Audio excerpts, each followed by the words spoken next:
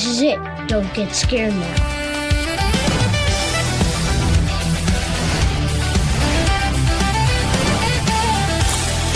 I watch a lot of movies. I watch about a movie a day. I try to. Fucking A. It can become very addictive. When do we start? My man. Son, you know, once you start, there's no going back. This means total commitment. Once you begin the path, there is no leaving the path. Just one. Are you sure you're ready for that? I was born ready, bitch. Let's fucking go. This is awesome! In a place like this, the magic is all around you. The trick is to see it. I can do this all day. I love this! I love it!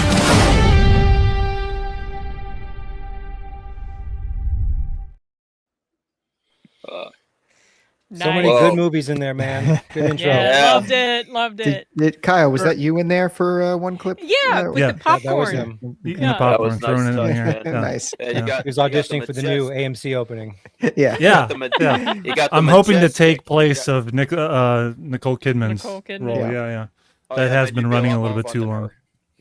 Well, man. So welcome everyone, audience and guests. This is Movieholics Anonymous, the first premiere episode, and it's basically just going to be us shooting the shit. Basically, I have a couple of things prepared, such as the intro and all that stuff, but everything else is just on the fly, and that's where I found we've had the best kind of conversations. As an icebreaker, which I have a little clip for that. Where are you? Where are you, Arnie? Allow me to break the ice. Yes. A little game. Too which late to leave. Oh, all right. no. Hold on. Bear with That me was for a cool. second. Uploading media. Where's that? There. It's below. It's one thing I forgot to upload. There we go. And then there's a little game inspired I have been inspired by. You know how on Facebook there are a lot of pages that they do a select amount of movie titles and they say you have to get rid of one of them. Yeah. Remember those? Yeah. So if you hate them, you're going to hate this segment. That we'll see how it goes. Maybe it'll become a recurring thing. Maybe it won't. Okay. We'll see how it goes. And a little intro for it.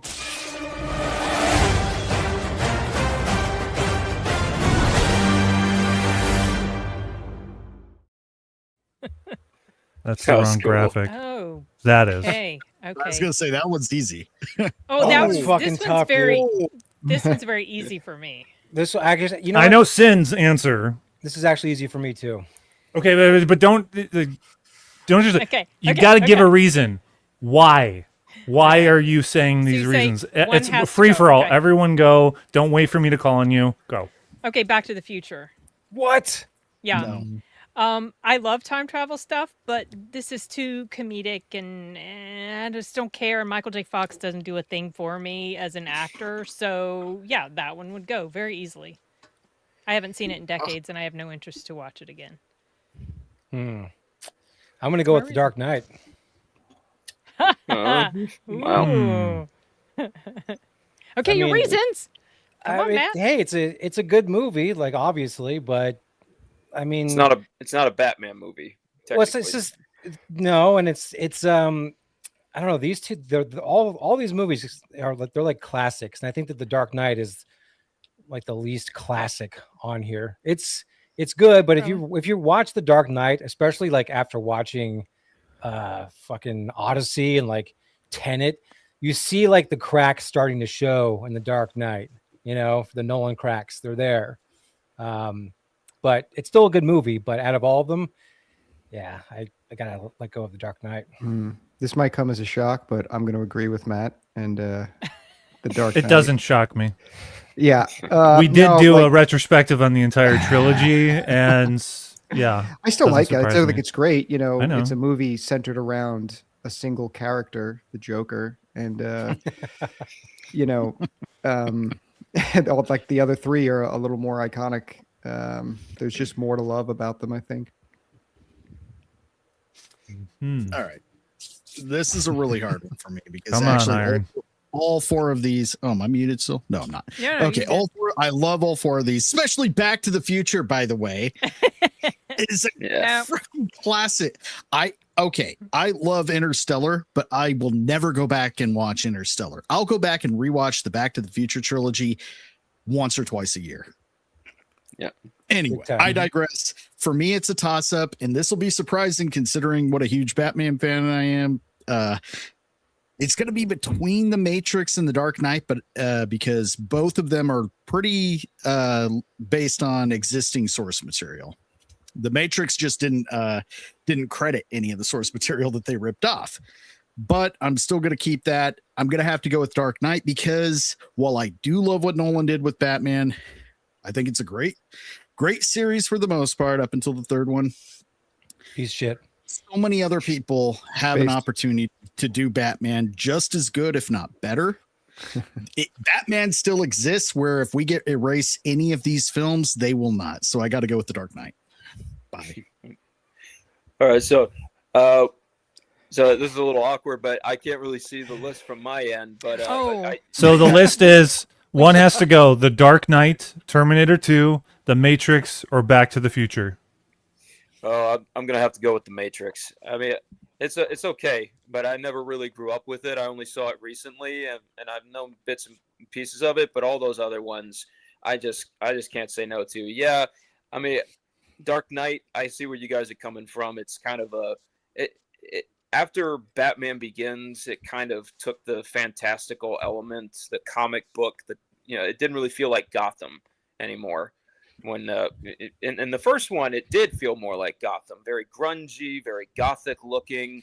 You had the mist-covered streets and alleys. It felt more threatening. Whereas when you got to the Dark Knight and of course Dark Knight Rises, it just felt a lot more safe because you could tell this is just Chicago. Yeah.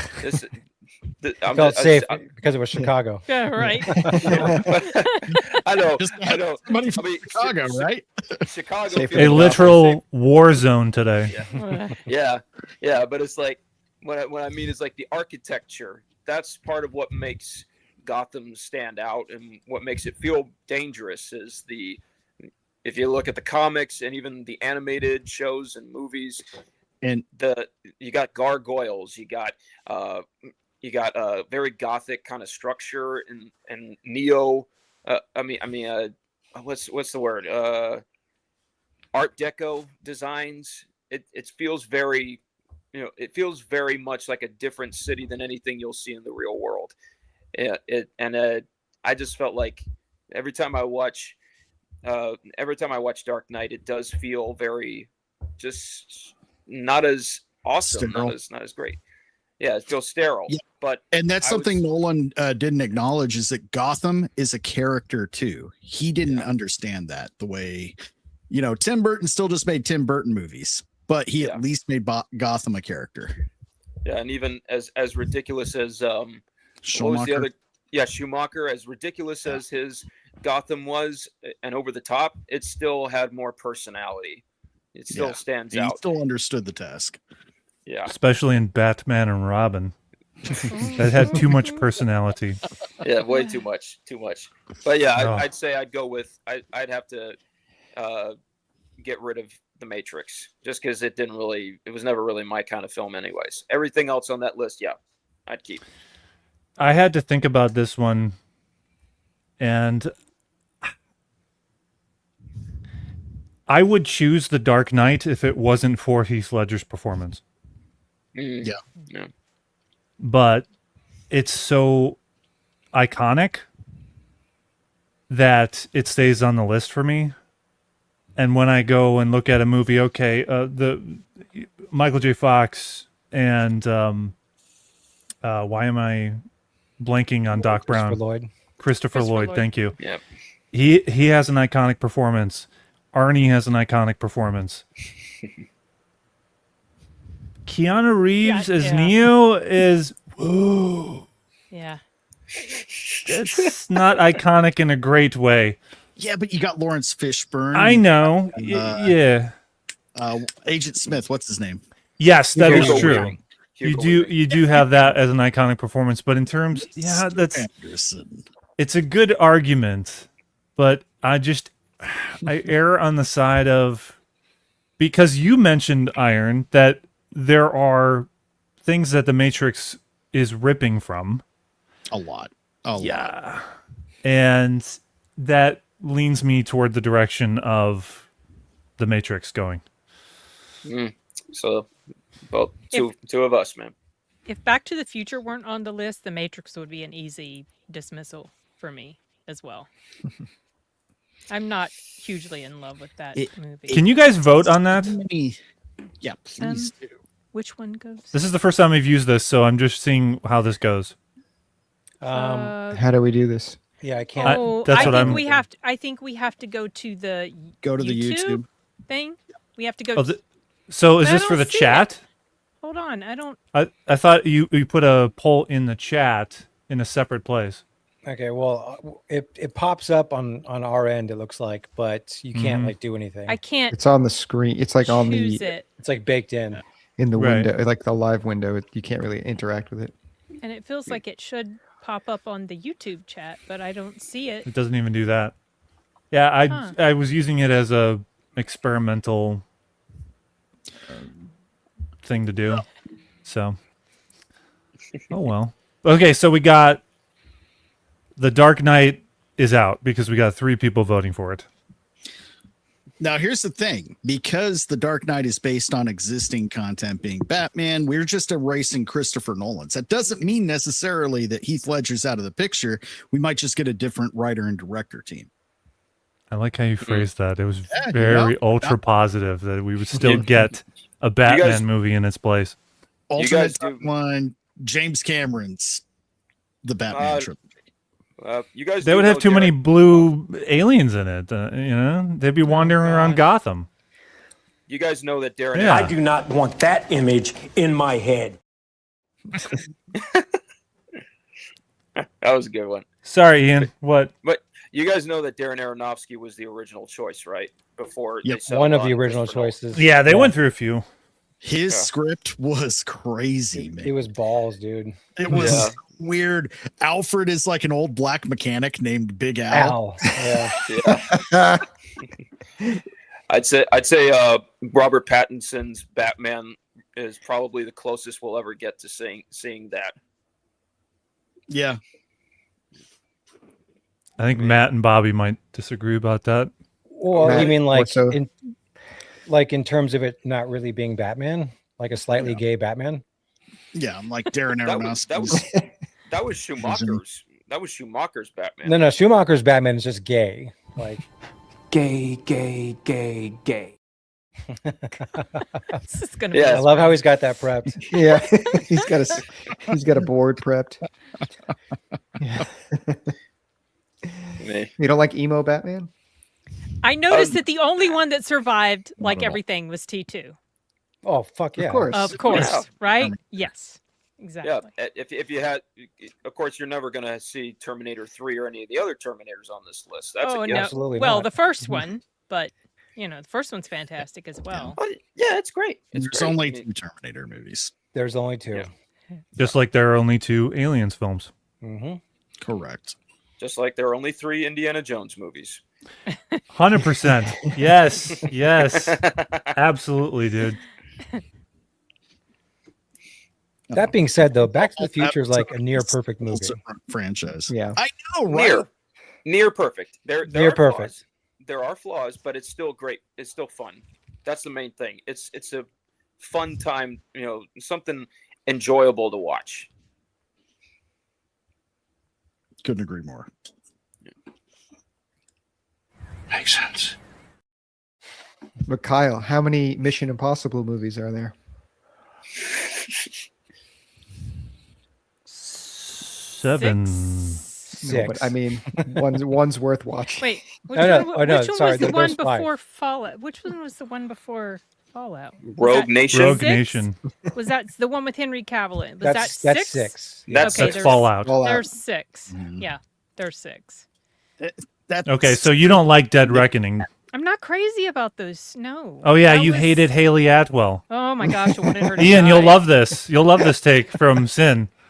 Oh, She hates Haley Atwell in Dead Reckoning. I did not like her character at all. Wow. Oh. Yeah.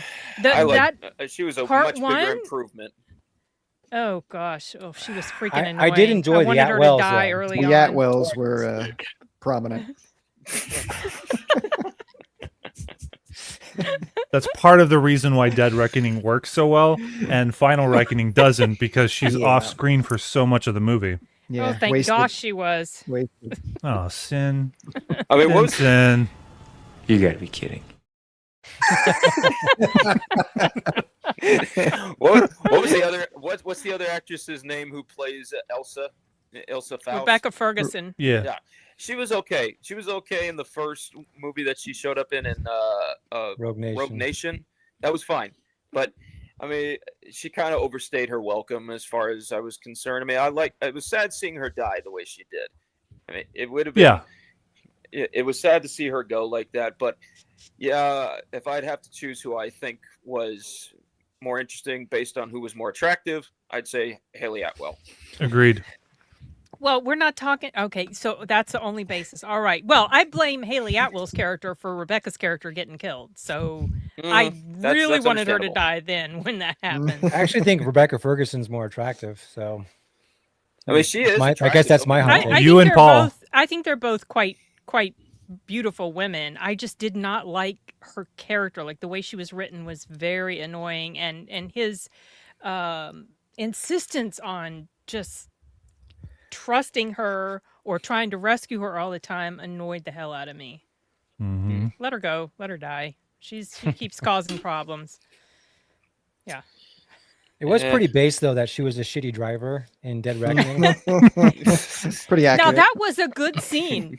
I love Women that. drivers. That was a fantastic scene. I really they did didn't. like They that. didn't stack her deck. They actually gave her a skill set, and then she was bad at other things because she wasn't like flawless. Yeah, it was weird seeing that, you know. Yeah. Yeah, I mean, but that scene was just awesome. The car chase sequence, all the stunts and everything. It was great. All the practical in camera stunt work and everything. Yeah, definitely. Agree. Just something you don't see anymore. That was the best part about that movie for me. Well, I kept saying that she should have been or could have been nominated for supporting actress in that role. Sin thinks I'm on drugs. That I have to say is a bit of a stretch, man. Yeah, thank you. Would agree with that. Maybe an MTV Movie Award. Do they still have those? I don't know. Maybe. Hey, those were the shit. The 90s. Yeah. Of course, I put up the poster, and then we're going to change subjects, but that's the thing, and it's fine. But I'm just experimenting as we go along. And now, because it's on, nobody wants to talk about it anymore. Okay, fine. Yeah, I'm over that. But at least now people know when they scroll through, is that, oh, there's a section where we did talk about it. You know? I mean, the poster is really cool. I think that's one of the more interesting posters out of the Mission Impossible franchise. It just if you had like the classic painting, the way how they used to paint posters, that would have made it even better. Drew Struzan posters. Yeah. Yeah, I believe that's who it was. Yeah, he just passed. Yeah, what, Indiana last year? Jones, Back to the did, yeah. Future. He did? Yeah. Yeah, he just died. Cancer. Oh yeah, I think I remember hearing that now. Yeah, that sucks. How old was he? Oh, I think he was in his 90s, man. He Well, was good up for there. him. Yeah. No, I don't Was he think so. really? I think he was a boomer. So He was pretty old. I don't think he was Really? that old. Maybe thinking John maybe not Williams. 90s.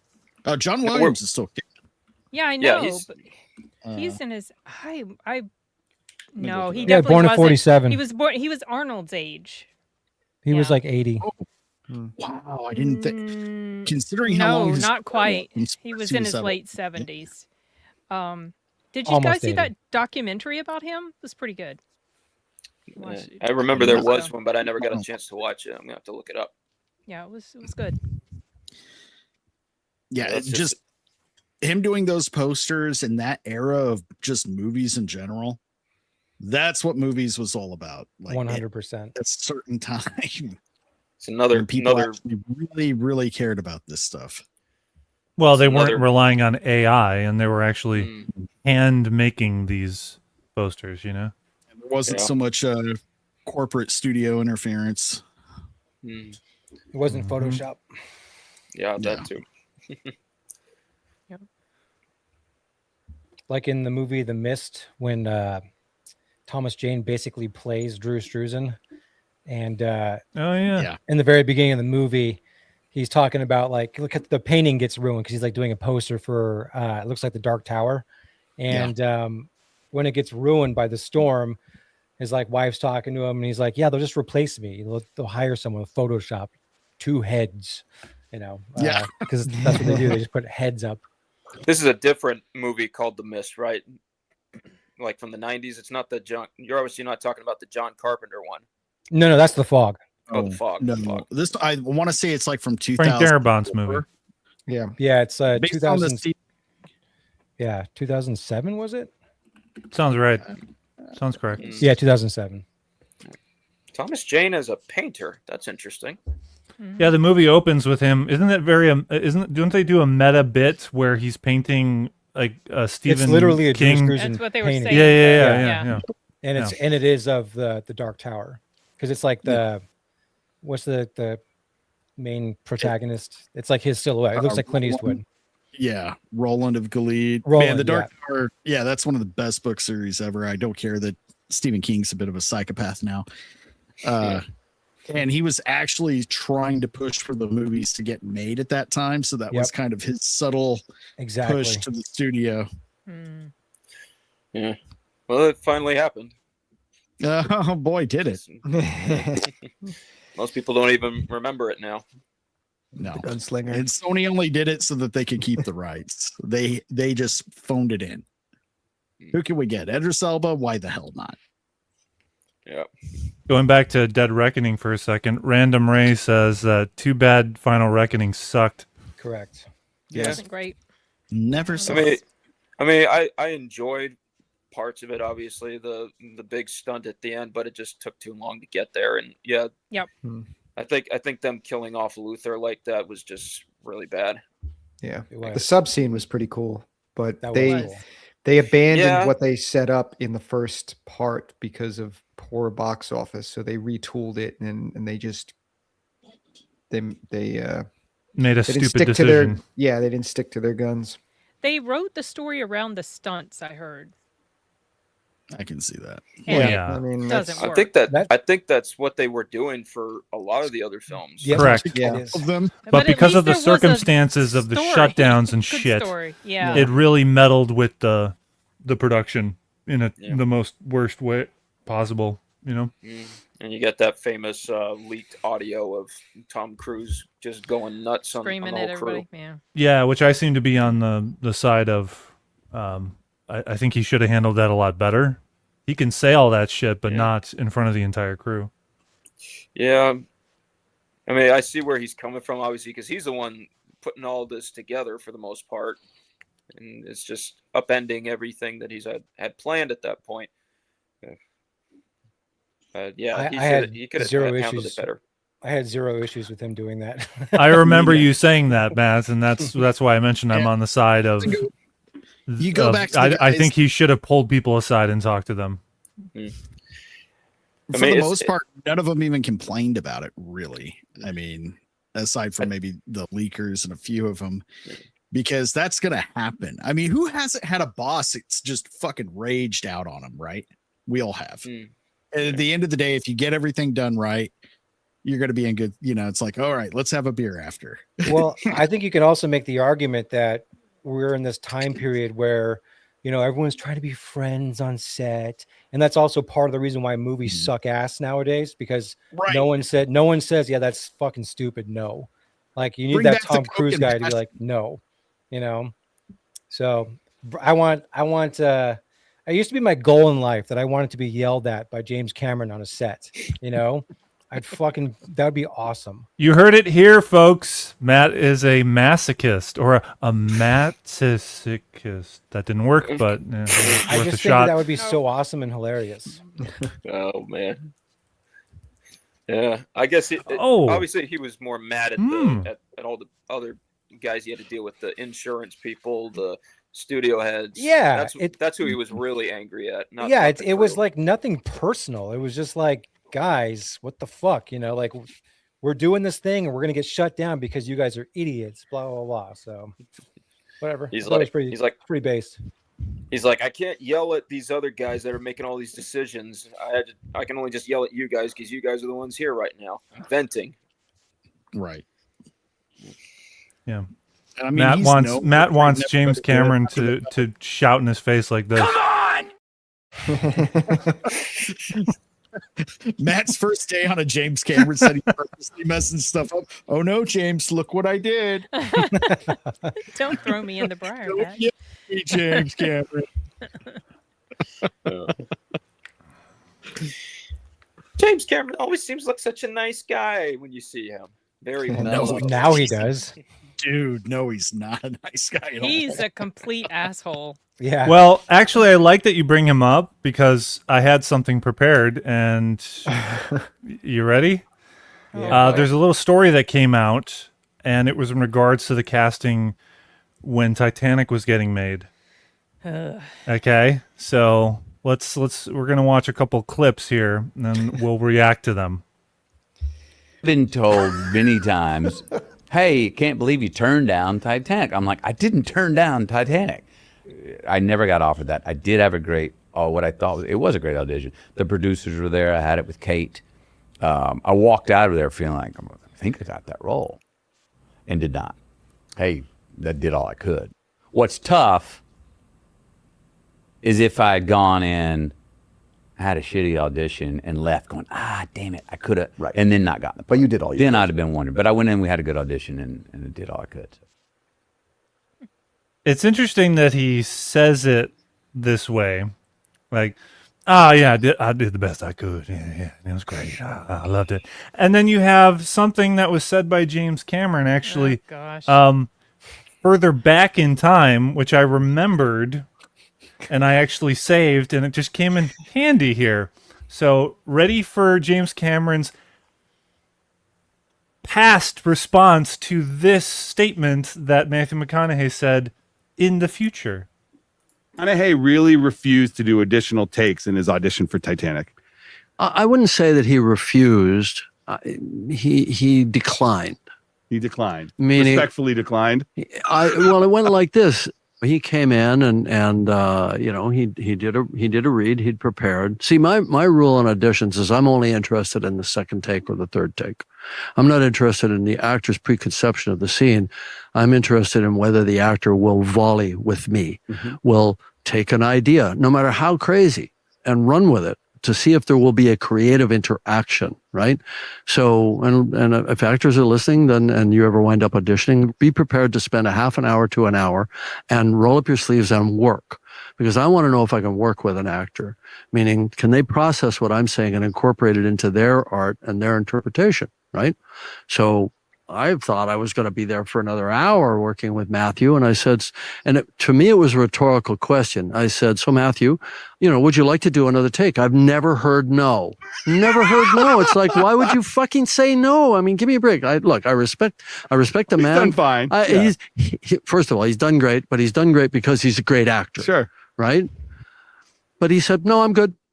Wow. And I was like, and at that point, I could have said, no, I really think you should, do another take, and we'll try something, see if we can work together.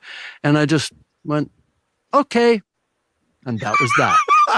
Amazing. All right. So if Matthew's ever wondering about why he didn't get offered the part, that's exactly why. Okay, hold on. Interesting. Hold on. Okay. Cameron, what are you doing? Fucking playing mind games with the guy. You're acting like a girl, dude. Like, if you want him to do another take, say, I want you to do another take. Not like, do you want to do another take? And then, because what if he felt like he just nailed it? Like, no, I'm good. There's nothing wrong with that. So I get what Cameron's saying, though, and he's right. Because auditioning is it's not you're not just seeing who's right for the part. You're also seeing like, okay, can they take creative direction? Also, are they going to be a pain in the ass when you work with them? Like, there's so many things that you're feeling out aside from just like the character, and like all that stuff sounds fine, but it's not like he gave him really a choice. He just like asked him, and he just honestly said no, because he's like Matthew McConaughey says, it's not really like hypocritical or anything of what he said in his interview, because he said, I felt like I gave it my all. So yeah, one take. In one take though. I got to push back. I'm on Team Cameron with this because he's testing to see if he's vibing with like, okay, that was good. Let's do another one and kind of see how we work together. He didn't say But that that's though. not But how did he offer yeah. direction? He just said, let's do another He take. just But said, he didn't "Do you actually wanna- That's do all, you want to yeah. do another take?" Yeah. So Yeah. And then McConaughey was just, no, job I'm all right. Yeah. I'm all right. I agree. I agree with the like, let's see how we Still on the vibe together cool down in thing. the But parking lot. like, if you're gonna say like, let's do another take where you give me X. You know, he's got to offer something. He probably would have done that if he would have stuck around, but he's like, nah, man. I'm good. I could see both sides of it, but Yeah. you know, I mean, just every time I've been in an audition room, you know, I've seen whoever's sitting at the table say, or even if I'm sitting at the table, okay, let's do that again, and then I'll give a note as to what I want to see, and sometimes the person will say, oh, okay, yeah, let's roll with that, and then they'll change it up. They'll give you something totally different, or they do the exact same thing again, and then I say, okay, thank you, goodbye. That's it. Yeah. You know, they either take your direction or they don't, or they work with you or they don't. So we don't know exactly what Cameron said in that moment. He's just kind of paraphrasing. But if he didn't actually give any kind of, oh yeah, I'd like to see something different. He just said, hey, you want to do another one? No. Okay. Well, okay. Yeah, you know, because he's giving the power over to McConaughey. Exactly. So I think both of them are kind of at fault a little bit. Like McConaughey should have immediately said, yeah, let's try another one. Whether you think you nailed it or not, but Cameron should have been like, no, I'd like to see XYZ. You know, the communication there is just a little funky. Yeah, it's a job interview, and that's how McConaughey should have looked at it. Like, okay, yeah, if he said, do you want to go again? He should have taken the opportunity to like kept it moving. Instead of just like, no, I'm good. I got it. I didn't think about it in the way that you did, Matt, which was pretty cool. That was a great perspective. He's thinking like read my mind. Look, I don't want to jump in and defend an actor. That's the fucking last thing that I want to do, because they're nightmares to work with. But I'm saying that, like, in this case, I kind of understand. And I don't think that both their interviews, I don't think that they're like contradicting one another. I think it's just a perspective thing, you know? So I don't think that like Cameron's catching him in a lie with that interview or whatever. I don't know. No, neither one. It's like neither one of them are at fault. They're just their communications were like this. They were. But Cameron shouldn't have been a girl, though. He was being like a girl boss. I'm just picturing exactly what he wanted. I'm just picturing Matthew McConaughey standing on the front of the ship going, I'm the king of the world. Oh God. Yeah. Honestly, I'm gonna doesn't take work. my shirt off for this scene. All right. I think he would have been great. Actually, I think he'd have been better. Well, he would have brought a charm that was very, you know, obvious to what he brings. He does the McConaughey charm, you know. Acting. I think he would have improv some humor and banter between them that would have established a better chemistry between them. However, to change the name of the actor that we're talking about for a second in relation to who should play Jack Dawson, I'm of firm belief that River Phoenix was the perfect choice to play that role. Yeah, I would agree with that. Yeah, definitely. If he had lived. When did he die? I was going to say 2 or 3 years before. He wasn't around. Okay, so when it came out. not an He would have, option, but had he But lived. I don't think As I any said, character- if he had lived, Bobby. If he had lived. Oh my No, God. I actually agree with that, Kyle. I think he would have been an interesting choice. I He don't was think also, when they were pinning the Matrix, he was who they had in mind. It was between him and Brandon Lee. Wow, yeah, bro. Brandon Lee, he would have killed that role in Matrix, I think. But it's like I keep thinking now about that famous dance scene with the Irish jig and the lower deck with all the people. It's like, okay, obviously Leonardo DiCaprio had to learn how to do like an Irish jig dance or something like that. It's up for debate if it's any good. I mean, it's just a fun little moment, but I don't know. Me trying to picture now Matthew McConaughey doing that looks pretty ridiculous.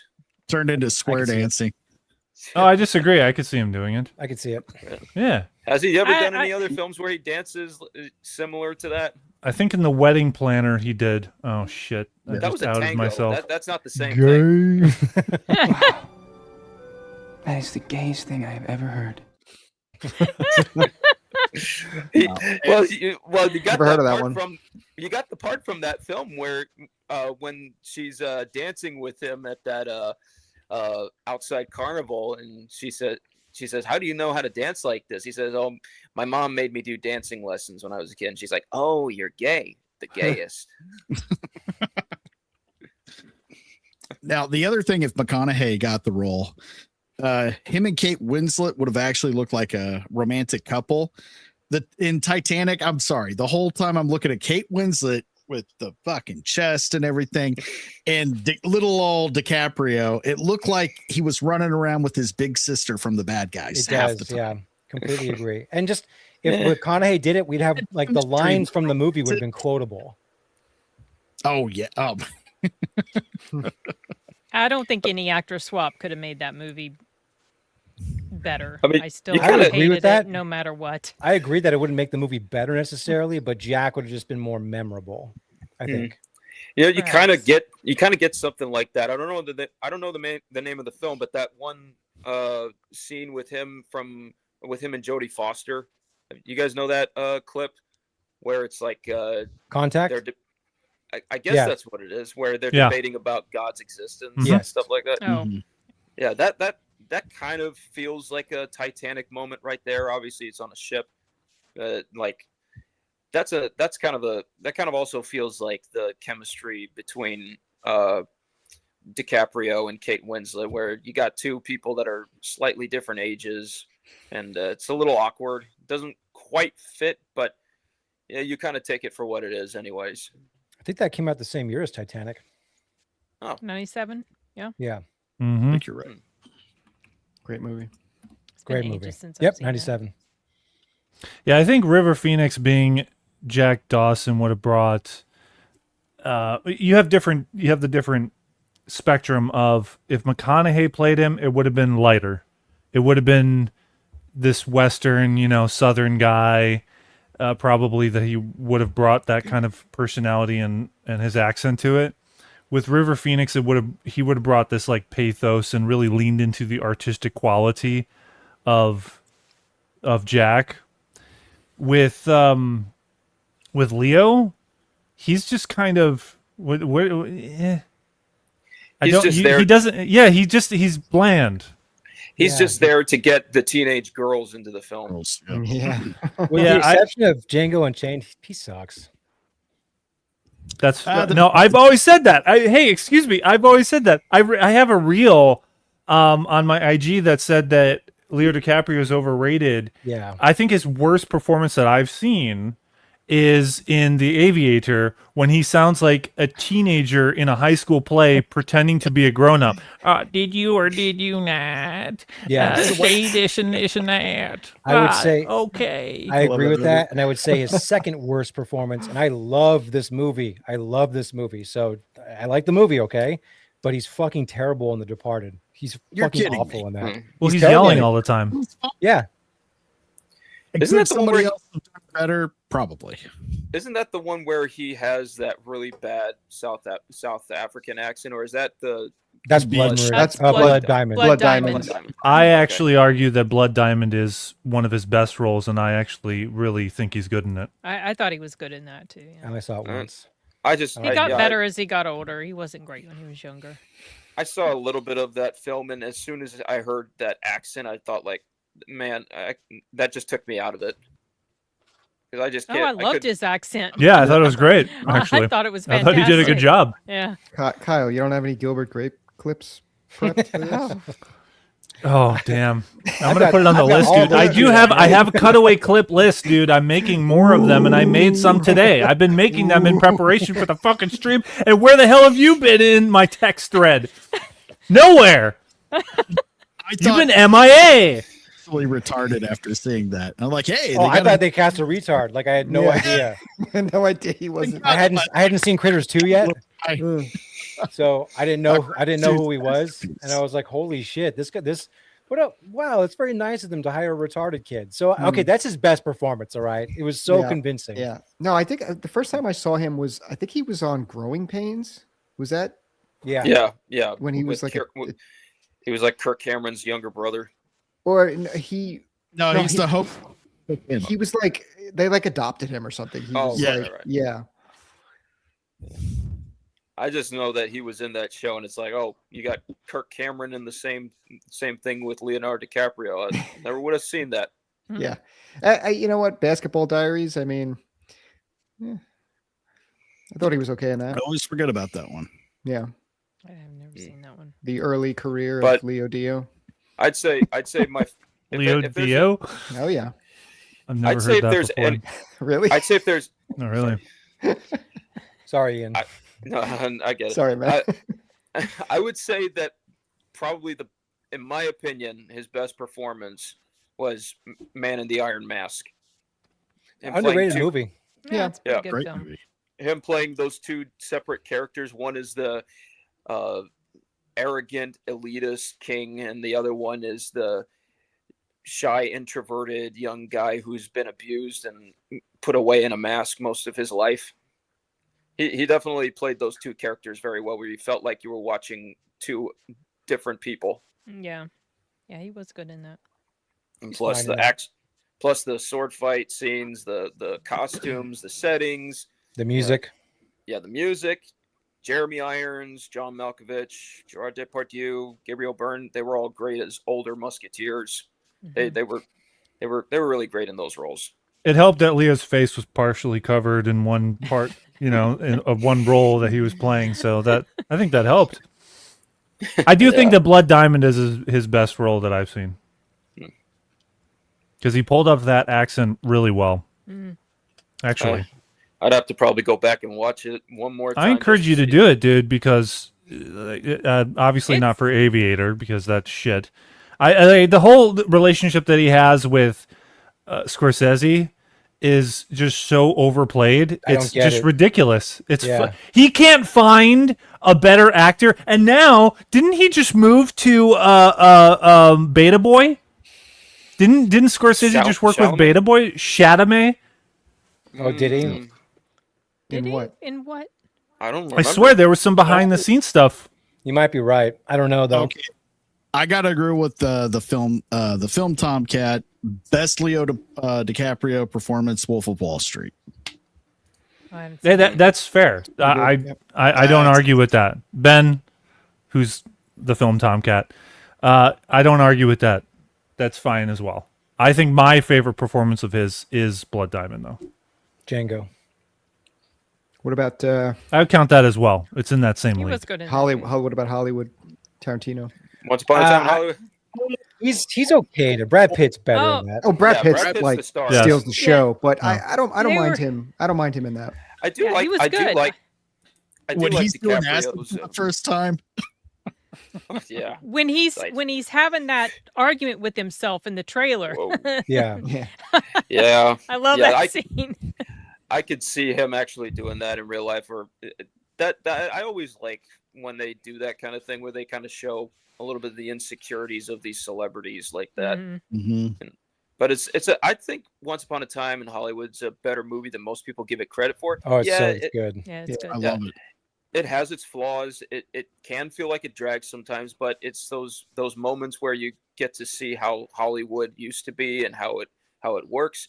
And then of course seeing Brad Pitt being the real hero, the real life hero who gets to take on the Manson family at the end.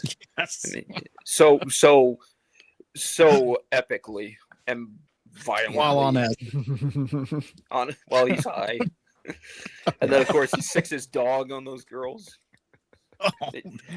The experience of watching Once Upon a Time in Hollywood in the theater was of the realm and experience of watching Borat way back in the theater.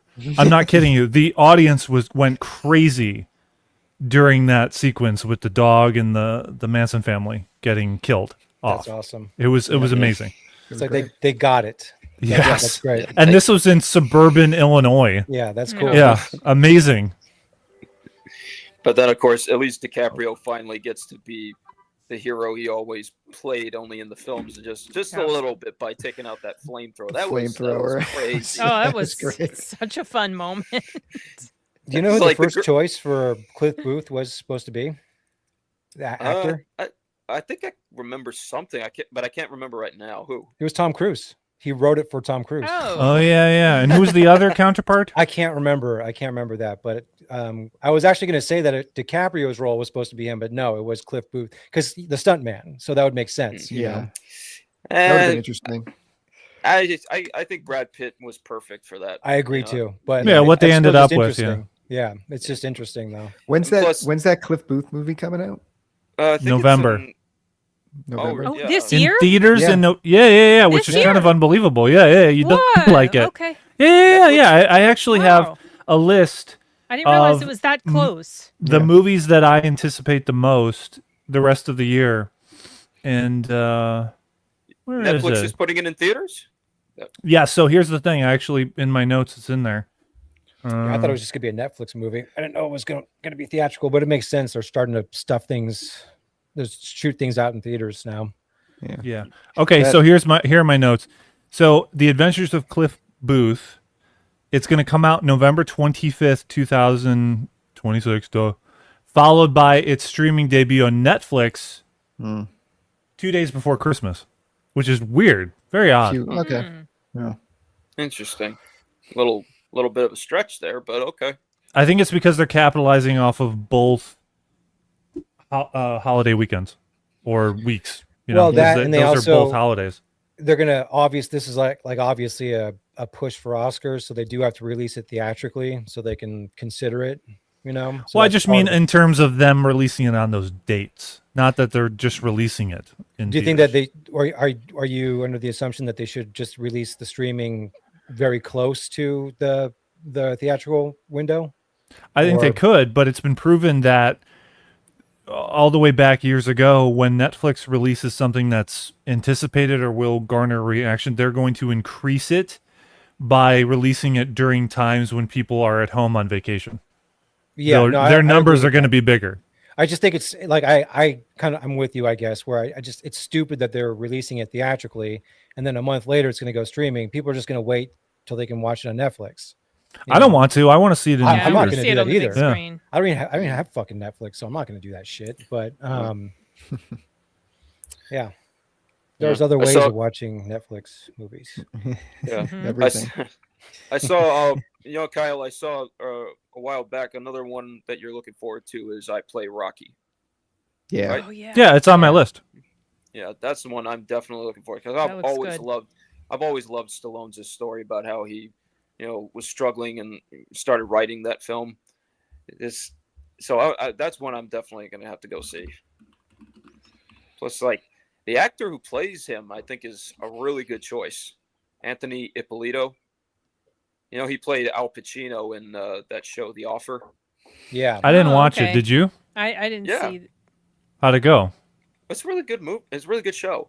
They kind of make a few references to the film in the show. Basically, when you see like the people who wrote it and made it, like the producer Al Ruddy, Bob Evans, Coppola,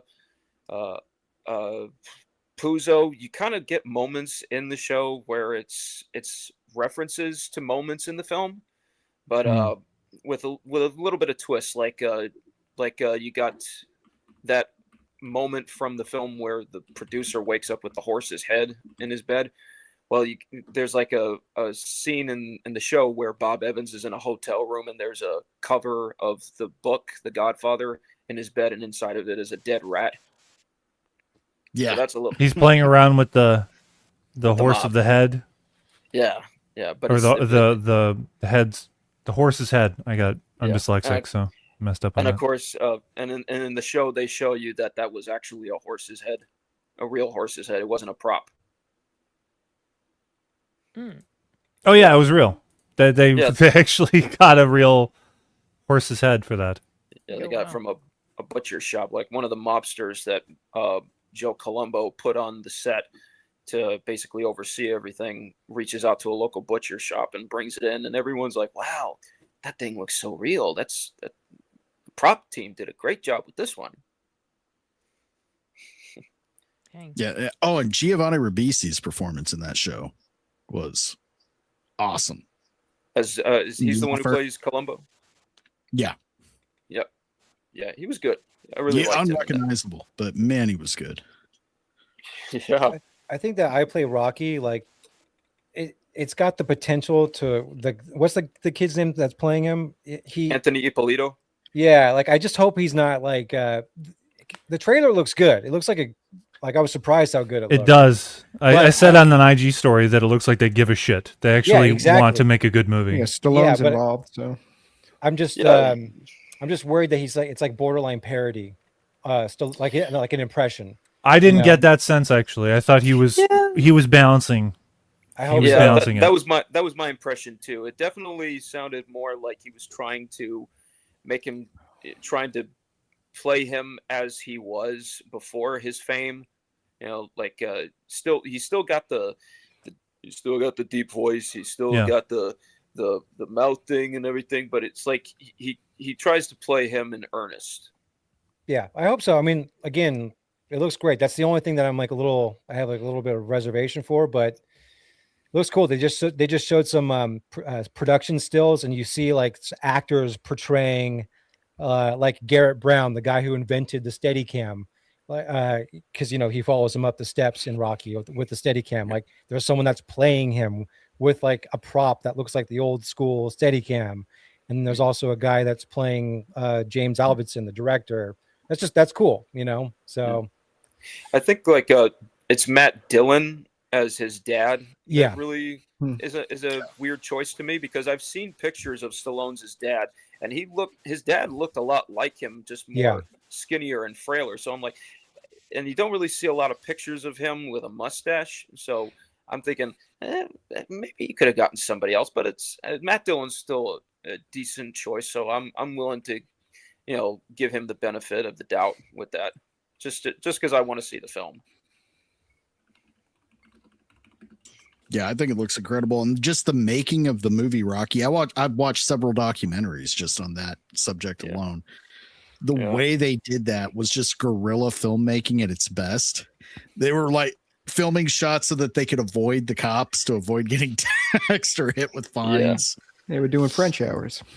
Yeah, the stuff they were doing, the hours and dedication that everybody involved was putting into that thing was incredible. Do you guys know about French hours? I'm guessing that's like extra hours, but aren't like union hours or something. Yeah, they were like they were shooting the first Expendables like over in fucking Bolivia or some shit, and when they were over there, like the crew was working like 16-hour days. It was like insane. And then Stallone was like trying to like pep them up, and he's just like, hey, when we do this, we're gonna be working French hours, so like there's no really breaks. no breaks, so when you eat, you just like kind of find some food, eat while you're working, the French hours, Like how I'm doing right now. I'm taking some bites of a protein bar. That's interesting, We because need I more thought of that. I always heard that the French Breaks. only work like one day out of the whole year.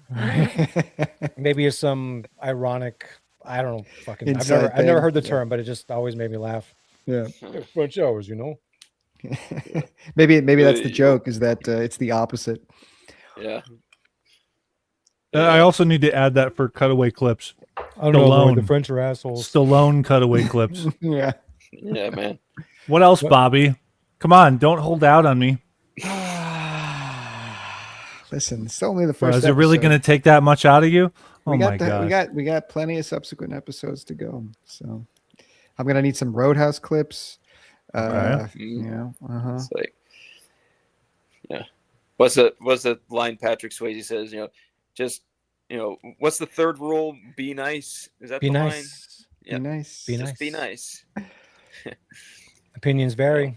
Oh man. Vary. Well, you use that in your videos. I don't want to copycat you on that. Okay. So you bring up Roadhouse. Oh, you did it. Yeah. On the remake, the Gyllenhaal. Oh, fuck that movie. Oh, I never saw that. Hey, we actually went back and forth, Fucking Hardcut awful. and I, about that, and I defended it, and I didn't do it. I did fine. I think we landed on a fair ground there. Did we? Because it. Yeah, you think it's shit. I don't think it's shit. You're was just fine. responding to that way because of how much you revere the original, and I respect that. Jake Gyllenhaal is no Patrick Swayze. Fuck. Hey, that's where we'll all agree on that. It wasn't even that for me. It was just the tone and the approach, and then the weird fake Shitty fights. fighting they Yeah. did. Like the whole. If you look at all the behind the scenes shit with how they did the fighting, it's like, why are you reinventing the wheel? Just do classic Hollywood fighting. Yeah. Get an actual UFC fighter. You get a UFC fighter in the lead role as the hero, and you got Conor McGregor as the bad guy. Fine. He was fun. Yeah, he was fun in the movie. He was the best part of it. Yeah, he was the only guy with a little energy in the movie.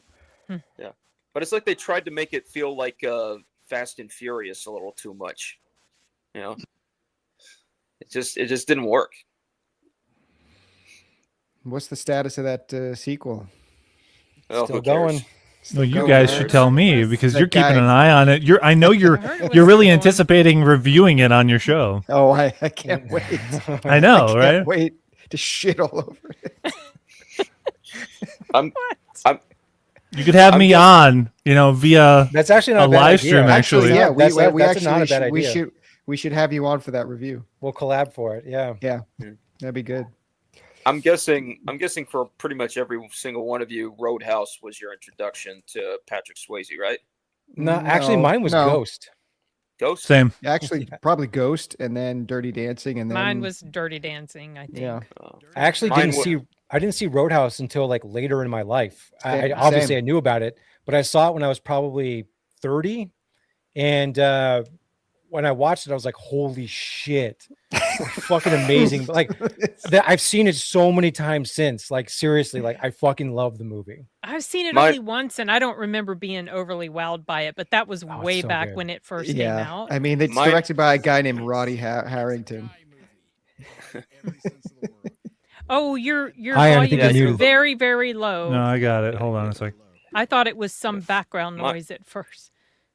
Mine was a film that most of you probably never heard of. Was Tall Tale. Yeah, I know. I haven't seen it, but I know about it. Yeah, that was the one that introduced me, where he plays Pecos Bill. Yeah, it was I like think I may have seen that. It was Long that's one time from ago, yeah. 90s. You got him, Oliver Platt, Nick Stahl. Yeah.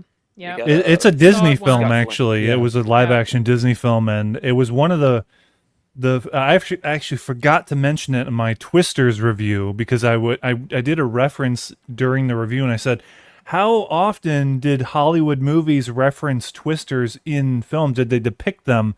And I went back as, okay, the obvious one is Wizard of Oz, but then I had forgotten to mention Tall Tale, which that's kind of like the one leading up to Twister in 1996.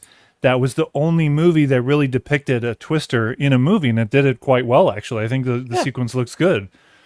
Yeah. Well, they save it for the very last part of the film, so it makes sense. But it's a very epic way to end it.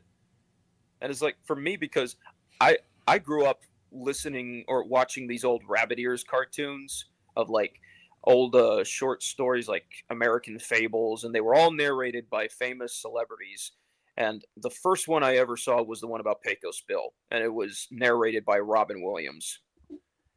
So you can imagine just how hilarious that one was. I remember all those, dude. Those were great. That's Oh, still yeah. very low. Yeah, you're still low iron oxide. Yeah, you got those were great. You had the one about John Henry that was narrated by Denzel Washington. You had the one about Legend of Sleepy Hollow narrated by Glenn Close, Paul Bunyan, so many others. And they all got great celebrities to narrate those.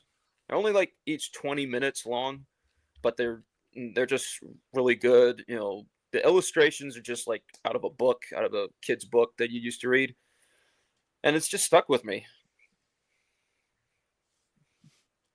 Going back to Swayze for a second. Yeah, Swayze.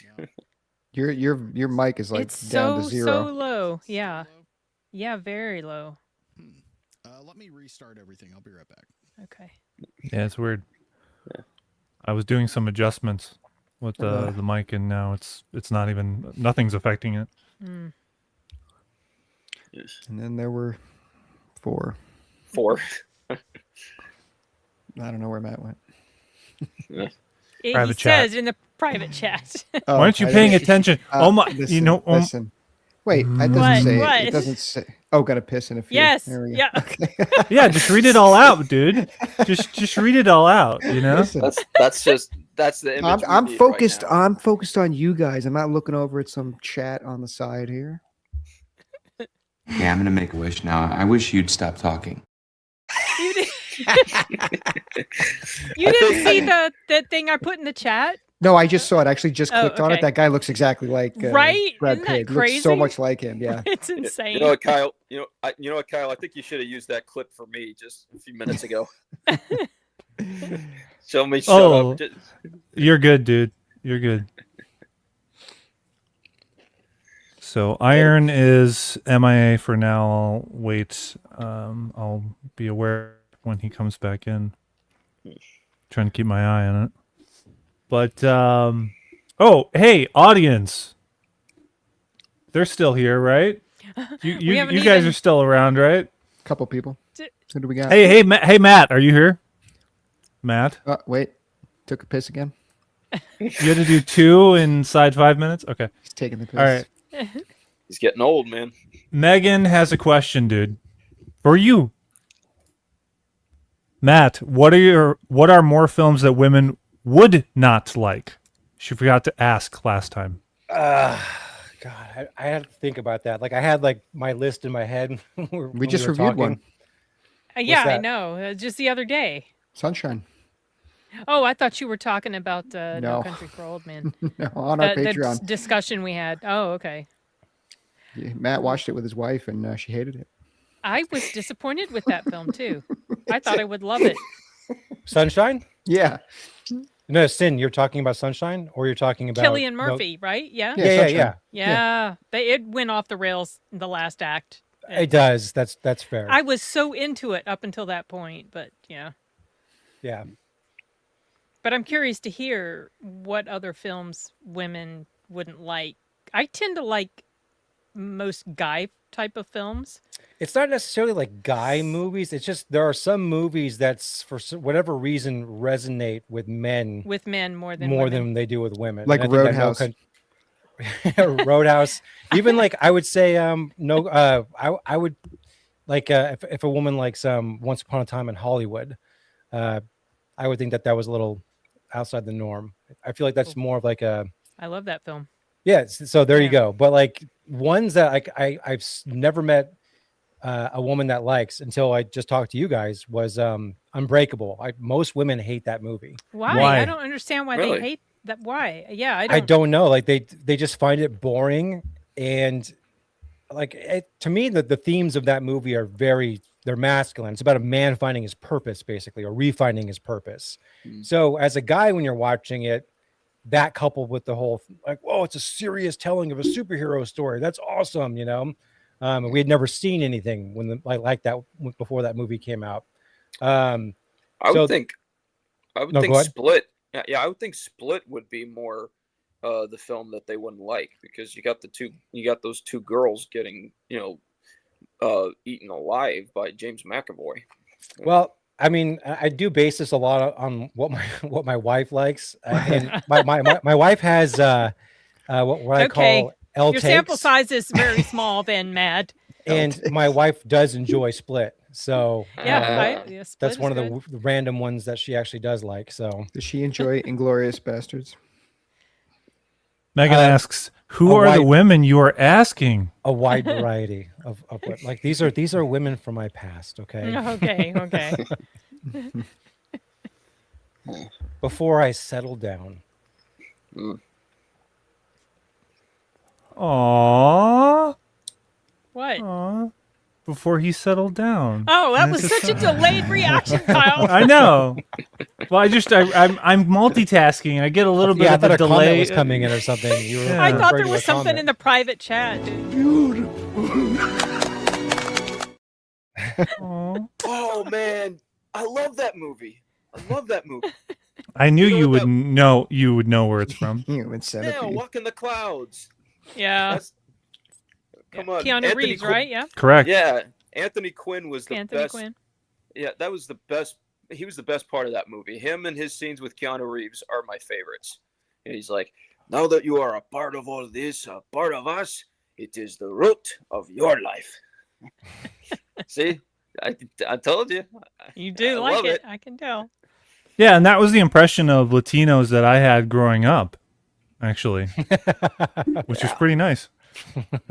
You know, wow, they're doing vineyards and they have tradition and family and they're classy, all that stuff. You know, and then you grow up and you realize that it's a lot more complicated than that. It is. It's definitely a much more simplified version, but who knows? Maybe it's set in the 1940s. It must. Yeah, in the modern day, it's more complicated. Yeah.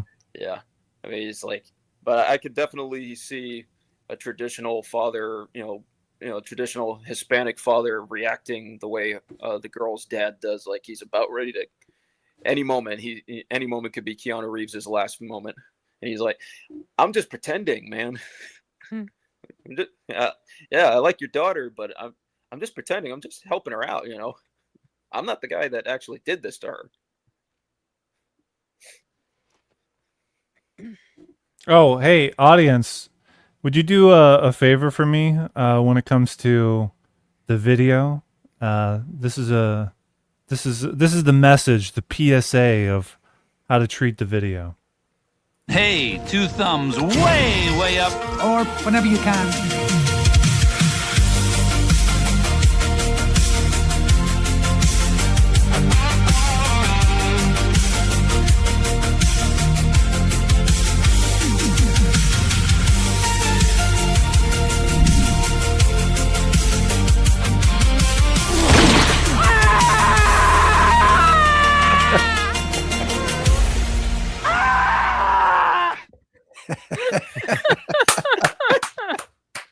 Hey, I'm gonna get a drink real quick, a refill. So I think that earned me a little slice of time to do that. Oh, that was so Okay. good. All right. So he's taking off. Go get his Watch drink. that movie. Again, I haven't seen me, myself, and Irene in like 15 years. Movie's so good. Oh man. Which movie? Sorry. Which one? Me, myself, and Irene. Oh, that's what that was from. Me, myself, Yeah. and Irene. Yeah, I saw that once. That the scene in the grocery store, the veggie cream. Veggie cream. Don't even remember much about that movie. Veggie cream, aisle 8 or whatever. Yeah. Oh man. We need a price about check on veggie cream. Jeez. What about that moment from a totally different movie? The moment from Dumb and Dumber, where Oh gosh. you got the bikini models that stop on the roads, like, hey, we need some. We're like, we need some guys to rub oil on us, and they're like, he's like, oh, you just keep going down this road. You are in luck. You just keep going down this road, and there's a town about 2 miles ahead. Everyone's fixated on movie endings like Inception. Like this is the one that always has like bothered me. The one that I'm like, motherfucker. Every time it happens, you're so annoyed. When they think that they realized what they let go, and then they go back to the bus again. There's like, no, it's that way. Or The whatever town's hell. that way. I hate that movie so much. That is definitely a guy movie I cannot stand. I Oh, yeah, despise that 100%. movie probably only because my husband has watched it 5 million times in front of me. It's so Yeah. I've good. been a captive Oh, audience. My wife absolutely hates Billy Madison and Happy Gilmore. She thinks Adam Sandler's the least funny guy in the world, and he's got a lot of shit movies, but those two movies were like defining comedies of the 90s. Yeah, those are like him in his prime right there. Yeah. You know, those are like peak Sandler. You know. You know they just started shooting Grown Ups 3, right? Yeah. I don't care. Yeah, like Actually, I like to spend most of my time in Girls Without Wienersville. Oh gosh. Yeah. Could never say that now. Oh man. Oh, I'm gonna shout it from the rooftops. Oh. Last good Jim Carrey movie, Megan the Texan. Last good Jim Carrey movie. It's Good. Good. Maybe Fun with Dick and Jane. Eh, I had some moments. yeah. It's not Yes Man. Yeah. What about Bruce Almighty? I didn't like Okay. that one. Oh yeah, I would agree with that. Yeah. I like Evan Almighty more than Bruce Almighty. Yeah, Evan Almighty. I think That's a unique Well, I mean, take. I know. I don't know. People like him in the Sonic movies. I don't know. Yeah, he was funny and Haven't seen those. he was kind of funny in this. I like haven't how seen them his either. fixation on coffee. I definitely like That's the my favorite movie of his. Liar Agreed. Liar. Yeah, that's a good one. It's one of them. I mean, he has so many that are great. So You can't ignore The Mask. The Mask is Yeah, they're all definitely 20 years old. I his know. best one. Random Ray says Little Nicky. I didn't see it. I saw clips of Adam it. I Sandler. heard that it was Yeah. bad. Yeah, Piece of shit, dude. Yeah. Okay. See, Little Nicky is not peak Sandler, but All right. Oh, you know, like I just remember you're talking like this. Ah. Or like, How or would like you like to Hell's my father. watch that for an it's just hour the and way 40 he minutes? speaks. That whole it's or like, like- almost okay. Waterboy, he's kind of like talking. Oh, I hate the Yeah. Water Boy. That's Well, more I actually like tolerable. I actually like Waterboy. You know what? You know what I really hate? Really hate him doing is in Sandy Wexler, where he's like, Yeah. always he's like, "Can you get that in your mouth?" He's like, "What I do?" I mean, I like that movie. It's a fun movie, but I hate those moments with his character when he's like, you know, he makes those annoying sounds with his voice, like. Oh, Cable Guy is definitely up there for Carrie. Oh, yeah. Well, look who decided to show. Jacket. See, that would have been a perfect moment for Iron to come back. Right. He said he is coming back though. We'll see. Well, then of course you got to think about the Grinch. Ben. Yes, the Grinch. The film Tomcat. That movie sucks ass. He mentions it. I fucking hate the Grinch so much. It doesn't get discussed enough. Well, here we go. Let's There's discuss. A reason why. Oh, There's a reason why. They want to spend a little quality time with the Grinch. He doesn't match the animated version of the Grinch. He doesn't. There's like Does he nothing have in to, though? common. I know, Yeah. he improves it. He Yeah. improves it. No. Proves it. That movie looks. That whole movie is just shot on a soundstage. Yeah, That movie looks like shit. That movie's terrible. Oh fuck man, you that guys, movie. you guys have something seriously wrong with you. Yeah, we're a couple of Grinches. Yeah, you are. You are. I mean, then you got the Illumination one with Benedict Cumberbatch. That's a huge step backwards for me. I don't even know what you're talking about. I mean, I don't know either, He dude. did the The voice, CGI right? animated It one? was an Oh, animated. no Yeah. interest. No interest. Yeah. You can't top the original cartoon. Oh man, I mean, I like the original cartoon. He's I like- back. Yes. All right. Can you hear me now? That is. You better. sound beautiful. That's better. Semi, Oh, yeah. yeah, There semi better. You're still a little low, but definitely can hear you now. Hey,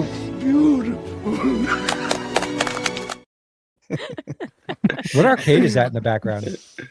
What's that? Iron. That arcade. What is Oh. that in the background?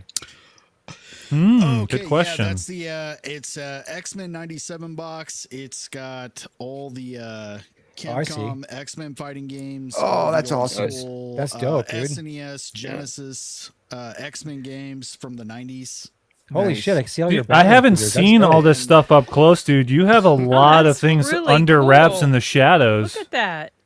That's like, yeah, Wow. that's cool. Hey, Like Hey, Iron. you're not so showy about it. You have a mystique about it. I like that. That's cool. Right. Hey, Well, I'm Iron. not one to brag, so. Hey, Iron, I got to ask you something. Are you really Ricky Gervais with an American accent? Oh. I've heard that before. And I'm cool with it. I'll be strong. I'm not at liberty to discuss who may or may not be my father due to an NDA. So.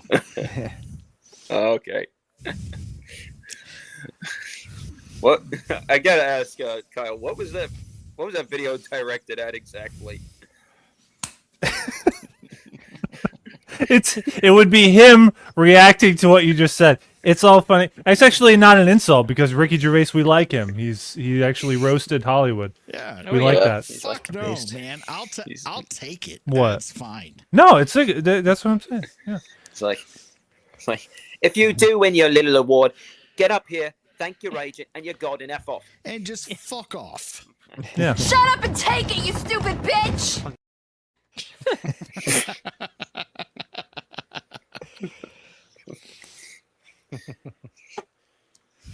Courtesy of man.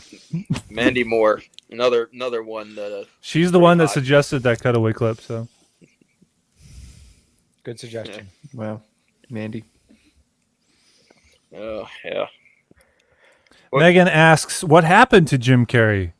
Why is he so weird now?" I don't know. I don't know. I think Ben had a response to that. A follow up. Film Tomcat writes, "Genius Oscar-worthy performance. Carrey had to learn actual military torture tolerance methods to endure makeup when he did The Grinch, and he did it for us." Actual The other one, military torture the other one, tolerance the one that you were talking about is Jim Carrey exposed Hollywood Masonic elite cult. Yeah. Mm-hmm. Did he? At most, maybe he just inferred things. Like, are we looking at a paper that he released? You know, a mission statement or a research paper? Like, he didn't release anything. He did a fucking Jimmy Kimmel interview, dude, where he just so he did that thing. He exposed? That's not exposing people. That's I not. think he just that's not it. liked the smell of his own farts for too long, and just kind of became full of himself. Yeah. Standard. Now he's doing- after like Truman Show and like that era of serious Jim Carrey, I don't know. I can't think of too much else that I really. Yeah, he enjoy him in. went through the whole Oscar bait phase Yeah. of his career, and then Eternal it never Sunshine, happened. Truman Yeah. Show, all that. The And then he number had the 23.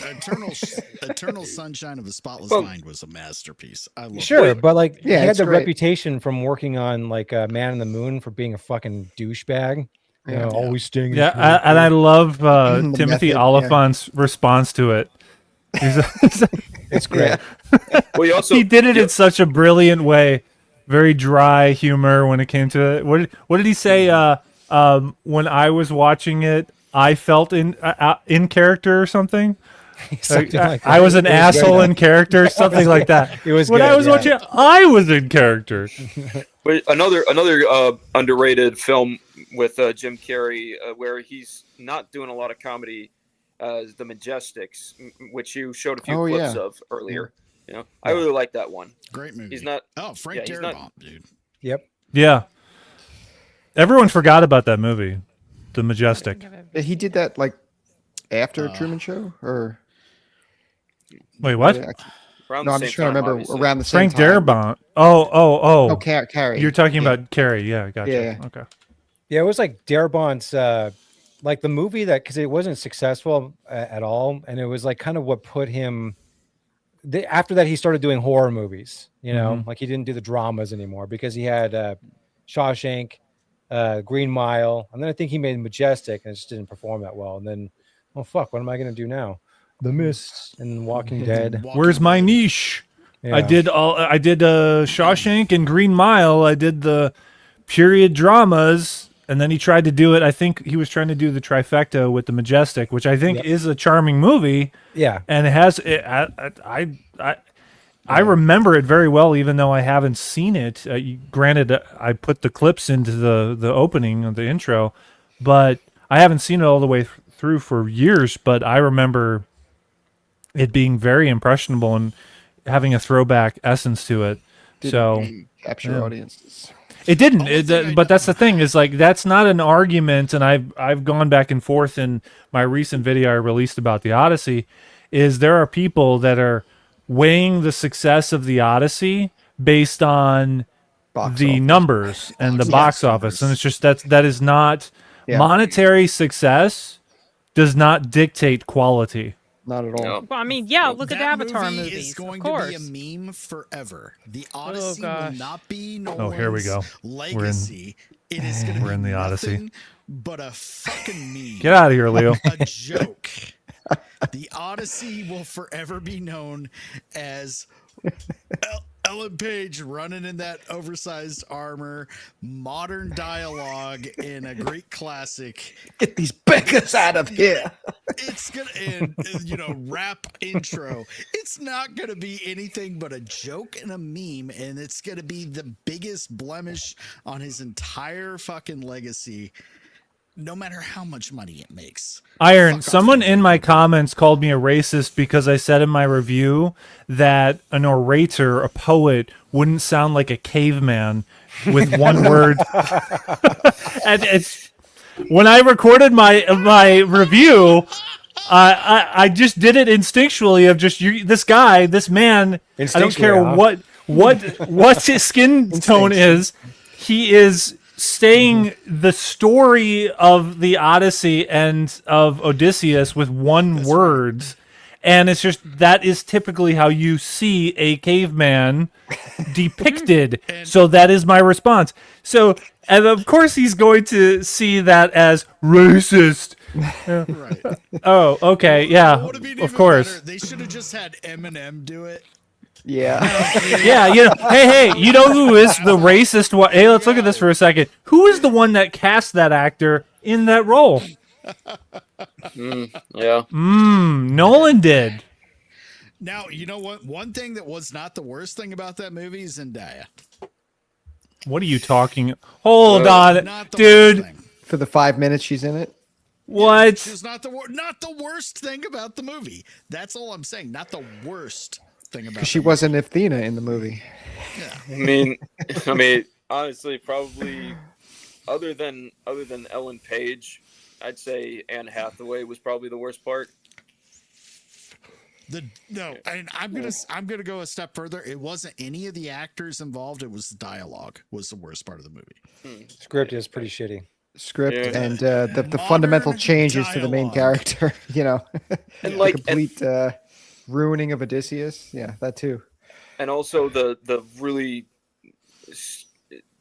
absolutely hideous way they depicted Scylla, I think it was the Hydra character. Yeah. It looked like a bunch of dead fingers. Yeah, it looked like a bunch of dead shitty fingers CGI with mouths. fingers. Dude, it looked like a 90-year-old penis. It looks is like what it looked like a giant 90-year-old dicks. Yeah. And it was only there for like 30 seconds. It's like Nolan making everything boring. Yeah, it had no personality to its character design. It's like there's no Sirens, character to it. Yeah, just the sirens are a non-entity. You don't even see them. Yeah. Well, yeah. And then They're like you got big that on an IMAX screen. And you got that close up on. Did you see something? Who saw? Oh, sorry, Ian. I just want to clarify. Who saw the Odyssey in IMAX? I didn't. I didn't watch it in any format. You haven't seen it yet, Sin? Wait, you didn't see it? No. Oh, so did I. She said no. She said she was declaring that she wasn't going to. Yeah, I decided as soon as I heard about Helen of Troy casting, I was out. And then the casting stuff just got worse. And also, Nolan is wearing thin on me. I haven't really enjoyed his past. I mean, Oppenheimer was okay, overrated. I didn't like Dunkirk. I'm not in love with Interstellar or Inception. So he feels more pretentious the older he gets, the less I like his stuff. So, wasn't interested. I didn't do a review on it. I don't care. You're redeemed for all the shit talk you did with Back to the Future. I like you now. I don't hate Back to the Future. I'm just not in love with it. That's why that was an Please. had no idea what he was going to say. Yeah, no, I didn't watch it. I bought the 97 version. I'm going to watch that instead. Do a review on that. Oh, the Armando Sante version. Mhm. Yeah, it's Return. Correct. The return. Little more accurate. Was really good. With Ralph Fiennes. Oh, I like yeah. that one. I just watched that recently, actually, and I updated my viewership to actually 2 iterations of the Odyssey story. I watched the Kirk Douglas adaptation, and I watched the Return. The Return was a bit disappointing by the third act because of how they portrayed the family reacting to him coming back. It was really shitty. It was in the same line as how Nolan would have treated it, where it's like it's another version of like neo-feminism where, oh my god, oh you're killing all these men, oh, it's the horror. It's complete bullshit, utter bullshit. But the moments leading up to it, like the first and second act, very good. Like minimalistic, okay, great. But it's that third act where the son says, you're a shitty father and I wish you were dead. Fuck off. Yeah. This deserves that moment deserves it. Yeah. That is the gayest thing I have ever heard. I feel like this is going to be used a lot. Oh, when hard cuts around it will be. This scene with Argos, the dog, and that's handled better in the Return, like way better. Oh, that was absolutely, yeah, I agree. Such a Yeah. letdown. It was such an afterthought in Odyssey. Yeah, And also oh. the part where he shoots the arrows through the axe heads. He actually shoots them through actual axe heads in that one. Is it just me, or whenever Matt Damon's got the bow in the movie, he looks so awkward with it? It's like it's limp wristed, dude. It's like they just gave it to him, and there was like no training whatsoever. It might have been his female stunt double. It looks like that's right. He had a female stunt. It looks like me when I was a kid and I had that little toy bow and arrow from Toys R Us. That looked like what he was handling more than an actual bow. He's just so like weird with it, and it's Nolan is just so like that scene's here sloppy, we too. go, we're gonna film it like 5 different ways, and we're just gonna put it together in the editing room. Okay, that's like how he does So it. like Ridley Scott. No, Ridley Scott's different because Ridley Scott actually uses like 10 different cameras. Nolan uses one camera, so he'll just redo the whole thing multiple times with one fucking camera. Yeah, the IMAX camera. I mean, he's definitely just the poster child for IMAX at this point. Isn't anyone else burned out? Like, who gives a fuck about IMAX? That could be a hot take, but I actually kind of agree with that. Yeah. We should get into that. We should get into that. I'm glad you brought that up, dude, because it is I said it in my review, it's an accompaniment to a great story. If you don't have a great story and also to shoot it correctly in a way that you guys talked about at Hardcut, where he's doing these shallow depth of field visuals that are not a good juncture to put IMAX. Yeah, it's not. He did it well with The Dark Knight. We should reference The Dark Knight as a way he did it well. It's a sorry. Not he did it. Wally Pfister did. Yeah. It's a sprawling format. It's designed for vistas. When you start doing close-ups with it, you're operating with such a narrow focal plane that if an actor like moves like an inch, like they go out of focus, and you're shooting on film, so you can't just watch playback. You have to get it right in camera. You're not going to know until they process. You're not going to know until you process it. Yeah. It's just like it's a weird, and they did this with Oppenheimer too. It's just such a waste of the format. Yeah, exactly. And like something like the Odyssey, like. So like fucking IMAX, the aspect ratio is basically a giant square. It's to 4:3. I want to see fucking widescreen. Like a movie like the Odyssey should be shot anamorphic. It should be scope.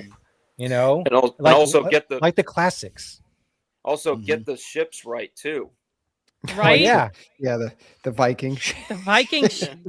Yeah, that's aside from the production design. I That's concede something that the ships were inaccurate, but that was actually the least of my concerns. I actually agree didn't with give that. a shit about that. Yeah, I mean everything was Really. accurate down to their armor and Yeah, the armor, the Yeah, it's costumes. just Dialogue.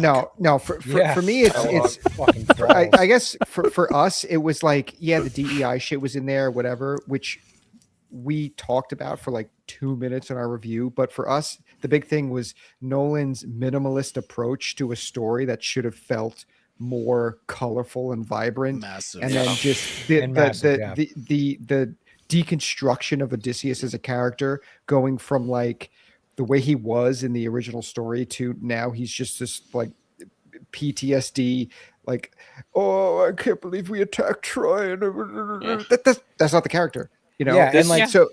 In that deconstruction also is just represented in the filmmaking too. Like the movie doesn't feel like a large scope movie, like, at least to me, the way it's shot. It doesn't have that canvas that a movie like Troy, we use Troy in our review as an example, which isn't a great movie, but in terms of visual language and the way it looks, it's like there's nothing minimalist about it.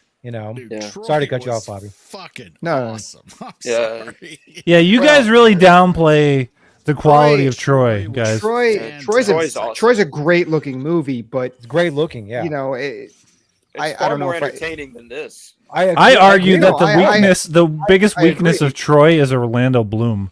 I think he's a shit actor. Yeah, but that being said, though, Orlando Bloom's kind of perfect for that role. Legolas, that's about it. Yeah, Orlando Bloom's another one that fucking sucks. Yeah. But like the Odyssey, the Odyssey with the right director, it could have been this generation's Conan the Barbarian. Completely agree. Yeah. Could have Really? I wonder who could have directed the Odyssey. I know who could have and would have done a much better job. Well, several people have talked about it. Mel Gibson, of course. Yeah. He would have done a great job. No way. Yeah. What? Why not? Why not, Kyle? Feels like Kyle's queuing up a clip right now. I know. I'm waiting for it. I'm waiting for it. It's not here yet. I can see him like scrolling. He's working. It's like Mel Gibson's rant against the Jews. Yeah. All his girlfriend phone calls. Oh man. Well, that actually did make it in one of my videos. If it weren't for one bad DUI spot, we could have had so many great. I know. That's the thing. So he had multiple incidents that involved him talking and being inflammatory, blah blah blah. But I think it was the most offensive thing to the public was when he got stopped for the DUI and said that the Jews were responsible for all the wars. Right, but what's he wrong? I mean, hey, no. Based. Mel.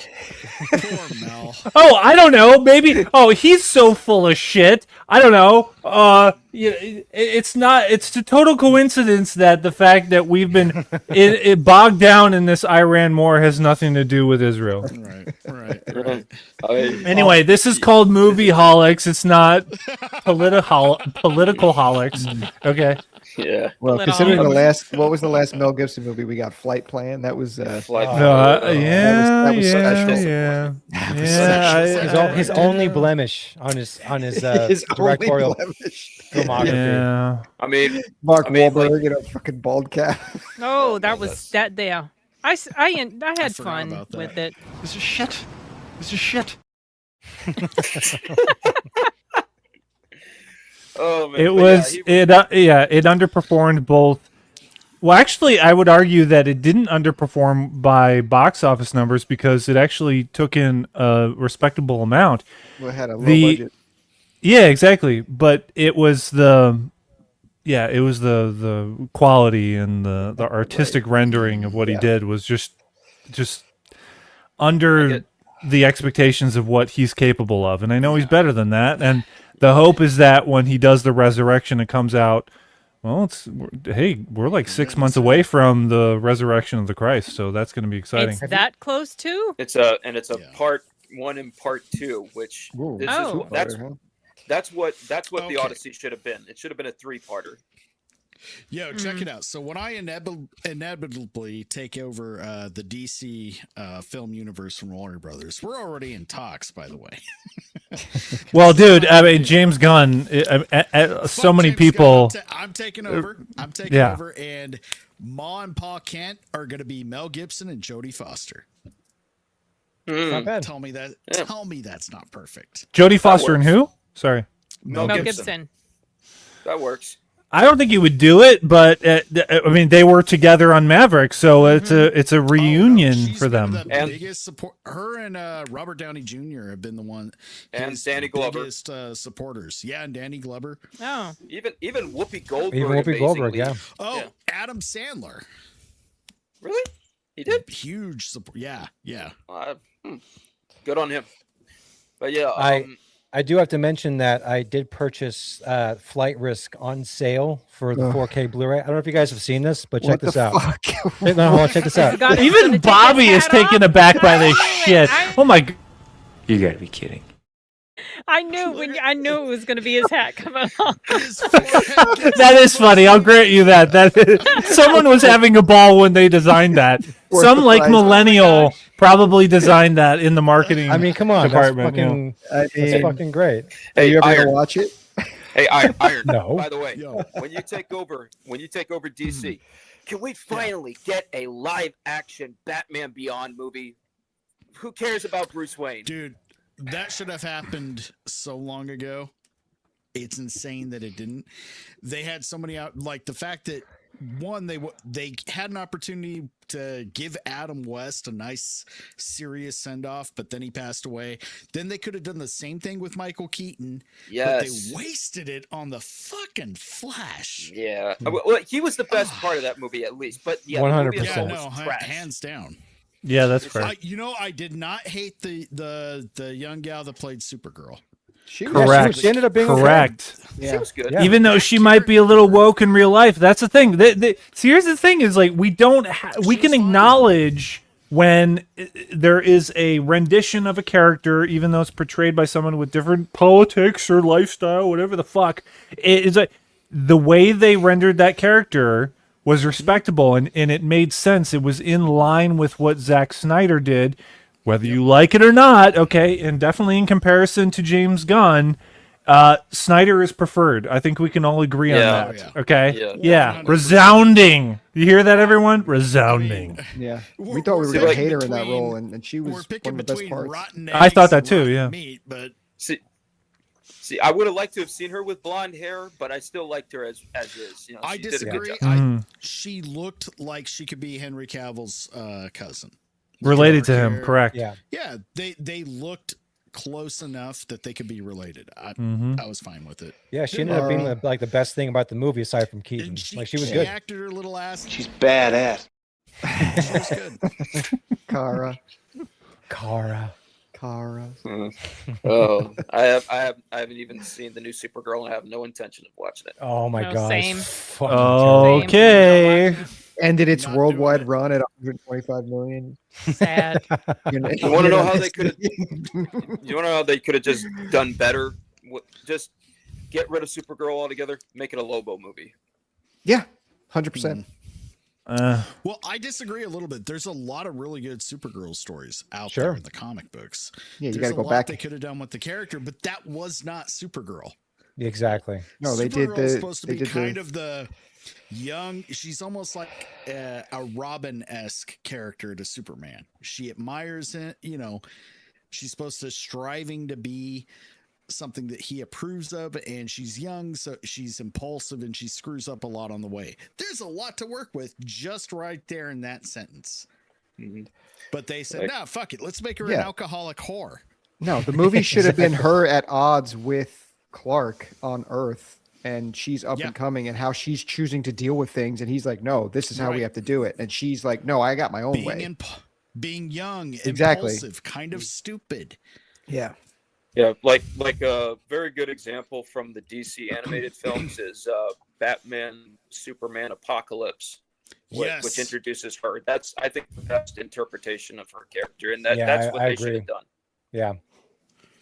Or even just the introduction to her from Batman or Superman the Animated Series. They Yeah, handled that too. that perfectly well. Why is it that Bruce Timm and Paul Dini actually did so much better than all these other guys? Because they love the comics. Right. And I give more credit to Paul Dini. Yeah. Than Bruce Timm. Bruce Timm's, once he has writing and creative control all the way around, we get things like Harley Quinn. The series. His best contribution, obviously, to anything is his art style. That's where. Yeah. Shut up and draw. Yeah. Make him look hot. That's all you got to do. We know you're a perv. Just do what you're good at. Nothing else. And I forced myself to read the Tom King Woman of Tomorrow book in preparation for seeing Supergirl, and it was fucking awful. Did you implement that into your review? Yeah, we talked about it. We talked about it a little bit. I just wanted I wanted to understand the source material of what the movie was based on, because my experience with Supergirl is from much older stuff, and I knew they weren't basing this movie on any of that crap. So I just wanted to know what the differences were, and the movie somehow made it worse than what was in the comic. Oh, Can you give an example? Give an example for this moment right now. Well, she's not as much. She's kinder in the comic, actually. Like the way she treats certain people, and in the movie, she's just straight up. Like she starts, the way she starts is how she is the whole movie, and in the comic, she's. Like when she's got the girl with her, the Ruthie or whatever, she realizes okay, the only character that has a good arc. she's like, oh, I actually need to help this girl and show her the way, and she's just kinder to her, and this movie, just the way she's portrayed is just obnoxious, So there's just abrasive. Yeah. There's little things throughout the whole movie that it's like, how did you took a comic that wasn't even that good to begin with and you made it fucking worse. So it's also she was a huge turnoff at the end of Superman. Oh yeah. Big time. I wasn't interested to watch this. I didn't.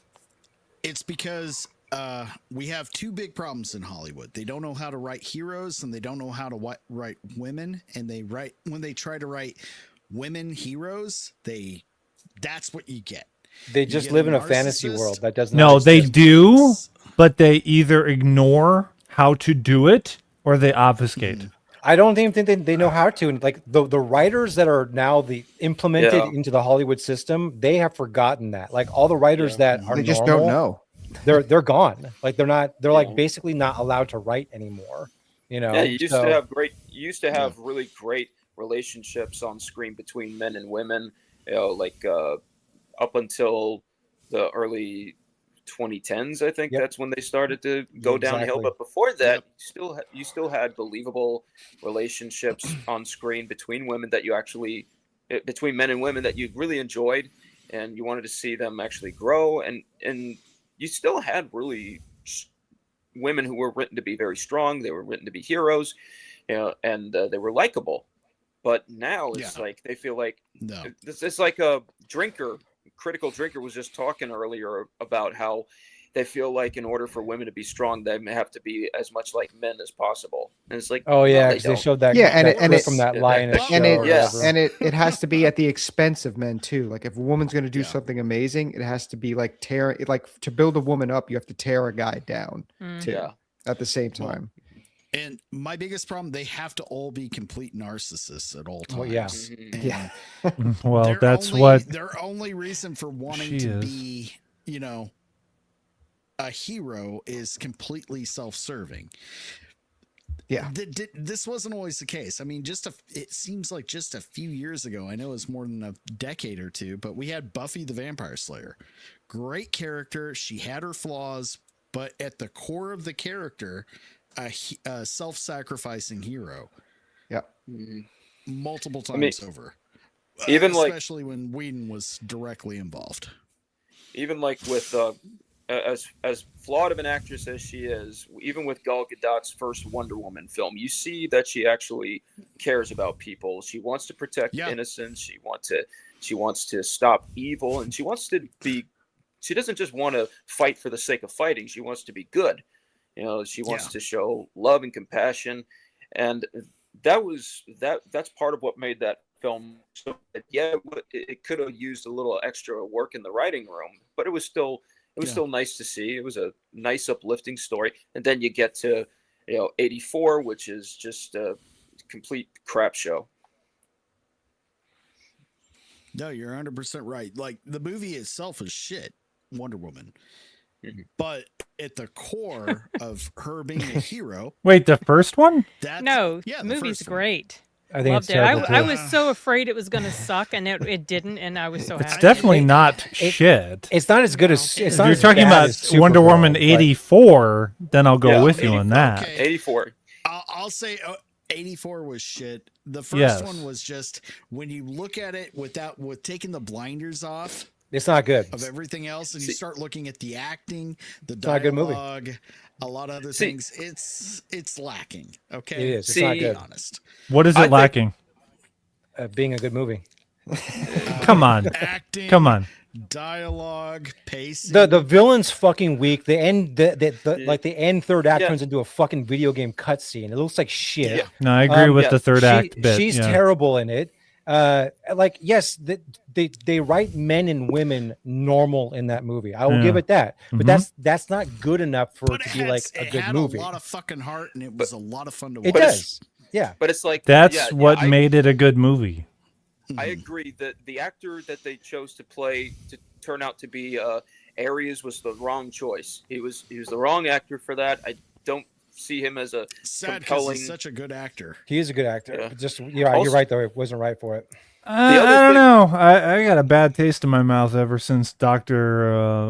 Island of Dr. Moreau. Yeah. Yeah. Like, ooh. The other thing I kept thinking of was like, why is it that Diana is the only woman on this island who wants to go back and see the outside world? It's like, yeah, I get it. They came to this island because they wanted to have their own life without men. They wanted to have their own society, but there has to be a few women in there who miss the outside world and actually getting to, So what you're getting at is they miss getting dick. Missed the D. No, you maybe or maybe Ian just recoiled from that.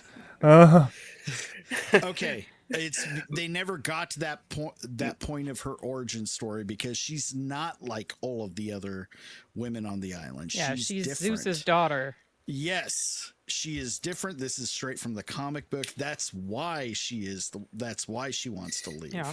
Well, That was what I thought. Why does everyone there sound like they're from Israel? To match Gal Gadot's acting quality. She is such a nice, she's a good She good seems person. pleasant, but Bless her heart, just Kal-El. No. No.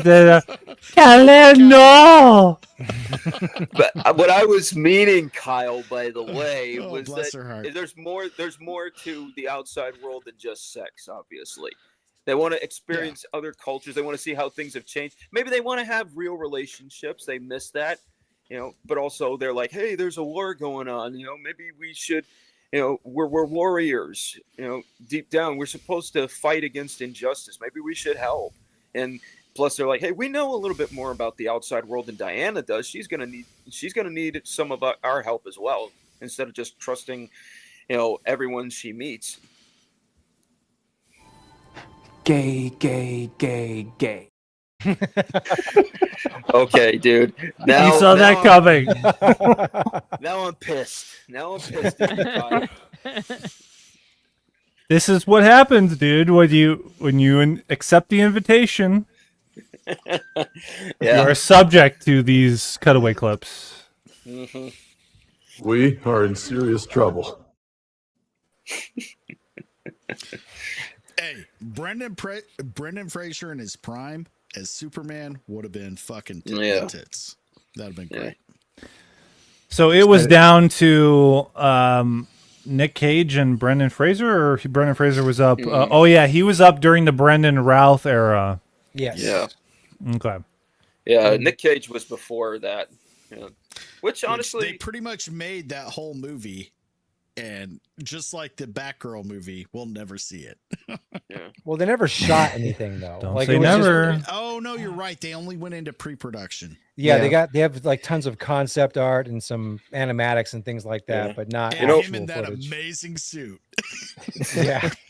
No, The suit amazing was- suits. There's like multiple suits. The suit But was yes. great. The actor was Hot the wrong Toys choice. is putting out a Nick Cage in Are they the really? Super Suit. Yes, they Oh are. my god. That's fucking. Is it going to be is it the black Take suit my or is it going to be fucking the? money? It's going to be the red and blue. Oh no shit. Okay. Yeah, dude. You know, I actually got to meet John Schnepp, the guy who did the documentary on that film, just a few months before he passed away.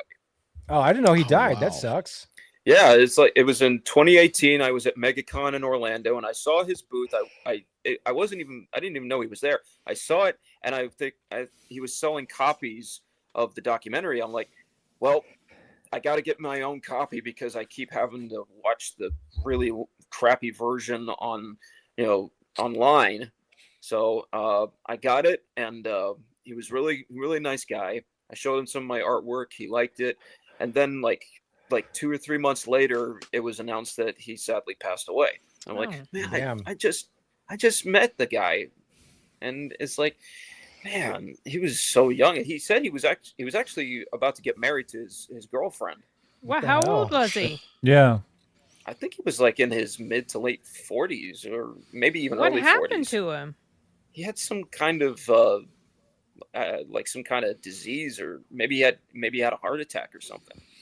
Is he the guy that's in the documentary as well? Yeah.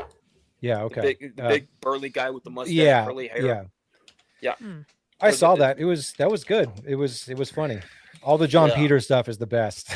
So yeah, he's like the movie looks awesome. I would have loved to have seen it. Nick Cage, no. Yeah, we got him in the flesh. I agree. I agree. Such a Kalal, no. Kalal, no. But Oh, goddamn, Cavill. she's pretty, right? Oh yeah, This is true. That is She is not gorgeous. not one of her issues. Yeah. But she's just was the totally wrong choice altogether for the evil queen in Snow White. Just as much as Rachel Zegler was the I wrong heard. choice for Snow White. Did you see that I movie? think Yes, I Disney did. was the wrong choice. Snow for White? Snow White. Yeah. Oof. Yes, I saw it. The whole I movie had was to- the wrong choice. I had to see it just for Yeah. how bad it was. Fuck, we did a review No, without thanks. even watching. Correct me if I'm wrong. Didn't Mark Webb didn't Mark Webb direct that? Yeah, I think it was him. Dude, that's insane. Okay, Yeah, that's nope. that. Like, you thought that the debacle that happened with Amazing Spider-Man 2 couldn't get any worse, and then he goes and makes Snow White. Well, because of Amazing Spider-Man 2, he's kind of in director jail, so they just gave him that movie. You know? Yeah. Director J. It's like all these directors that they hire for these live action remakes, they just hire them for their names. That's all. Yeah, Just to- it's fucking autopilot, man. They're not doing shit. The visual effects guys are making like these. Nerdrotic says, they don't hire directors anymore; they cast them. Yeah, exactly. It's like Yeah. you had Guy Ritchie directing Aladdin. Just imagine how cool that movie could have been if they actually let him go to town with his directing style on that. Yo, Sam Raimi for Doctor Strange 2. If they just hey, we want to do Doctor Strange 2, here you go. That's all. You could make Nothing the else. argument, and I'm playing devil's advocate here because I agree with you, but you could make the argument that it turned out the way it did because Scott Derrickson was going to direct it. And like at the last minute, he might have actually been shooting. I can't remember, but he was let go. And Sam Yeah, you're Raimi right. was like the last minute replacement. So they can always just have that excuse. Well, Anytime they he do just, a replacement, yeah, exactly. Right. Just Exactly. like with Solo. Yeah. Like, oh, we're bringing in, Opie. Ron Howard. Yeah. You'll love Opie, right? Come on, Ron Howard. It's like this wasn't a Ron Howard movie. This wasn't Not this at was all. Disney slop. Same thing with Multiverse of Madness. It was just Disney slop. That's it. But if they just from the right out the gate just said, "Hey, Sam Raimi, Doctor Strange," with a few notes, these are some characters we want to introduce. It would have done fine. It would have been great. Speaking of Ron Howard, maybe you guys can help me out with something. All right. Okay. There's many good Ron Howard movies, right? And Right. I like a lot of them. But Yes. what makes a Ron Howard movie a Ron Howard movie? Them being great. I see. That's the thing. You're going towards the auteur theory. Yes. I don't know. I like the guy, but I can't like. He's just like a. He's an example. Yeah, go ahead. He's an example of a director that is able to adapt great scripts and to bring them to their full potential. And we saw that with Backdraft, which I think is fucking underrated. I think that's an utter classic and a special effects extravaganza Marvel masterpiece. Apollo 13 is a masterpiece unto itself. Cinderella Man is an underrated movie. So I mentioned 3. And they're probably like Splash is a cult. Yeah. Beautiful Mind. All these other tertiary movies, not necessarily tertiary, but really well beloved. This guy came from a fucking. He was in a sitcom, and then he became a very successful commercial. He's like, kind of a successful chameleon. director. Yeah, with his style, like it's hard to look at a Ron Howard movie and say this is a Ron Howard movie. Yeah. Compared to if you look at like Backdraft, Apollo 13, A Beautiful Mind, like what is it that connects them? Well, hold on a second. Okay. He's like an offshoot from Spielberg. Spielberg has made numerous different kinds of genre movies. But you wouldn't criticize it in the same way. Spielbergisms that you can tell. My answer. I was going to say he's Diet Spielberg. Yeah, that's what he is. But like, and I was going to say that too, or a variation of that. He's But the RC Cola of Spielberg.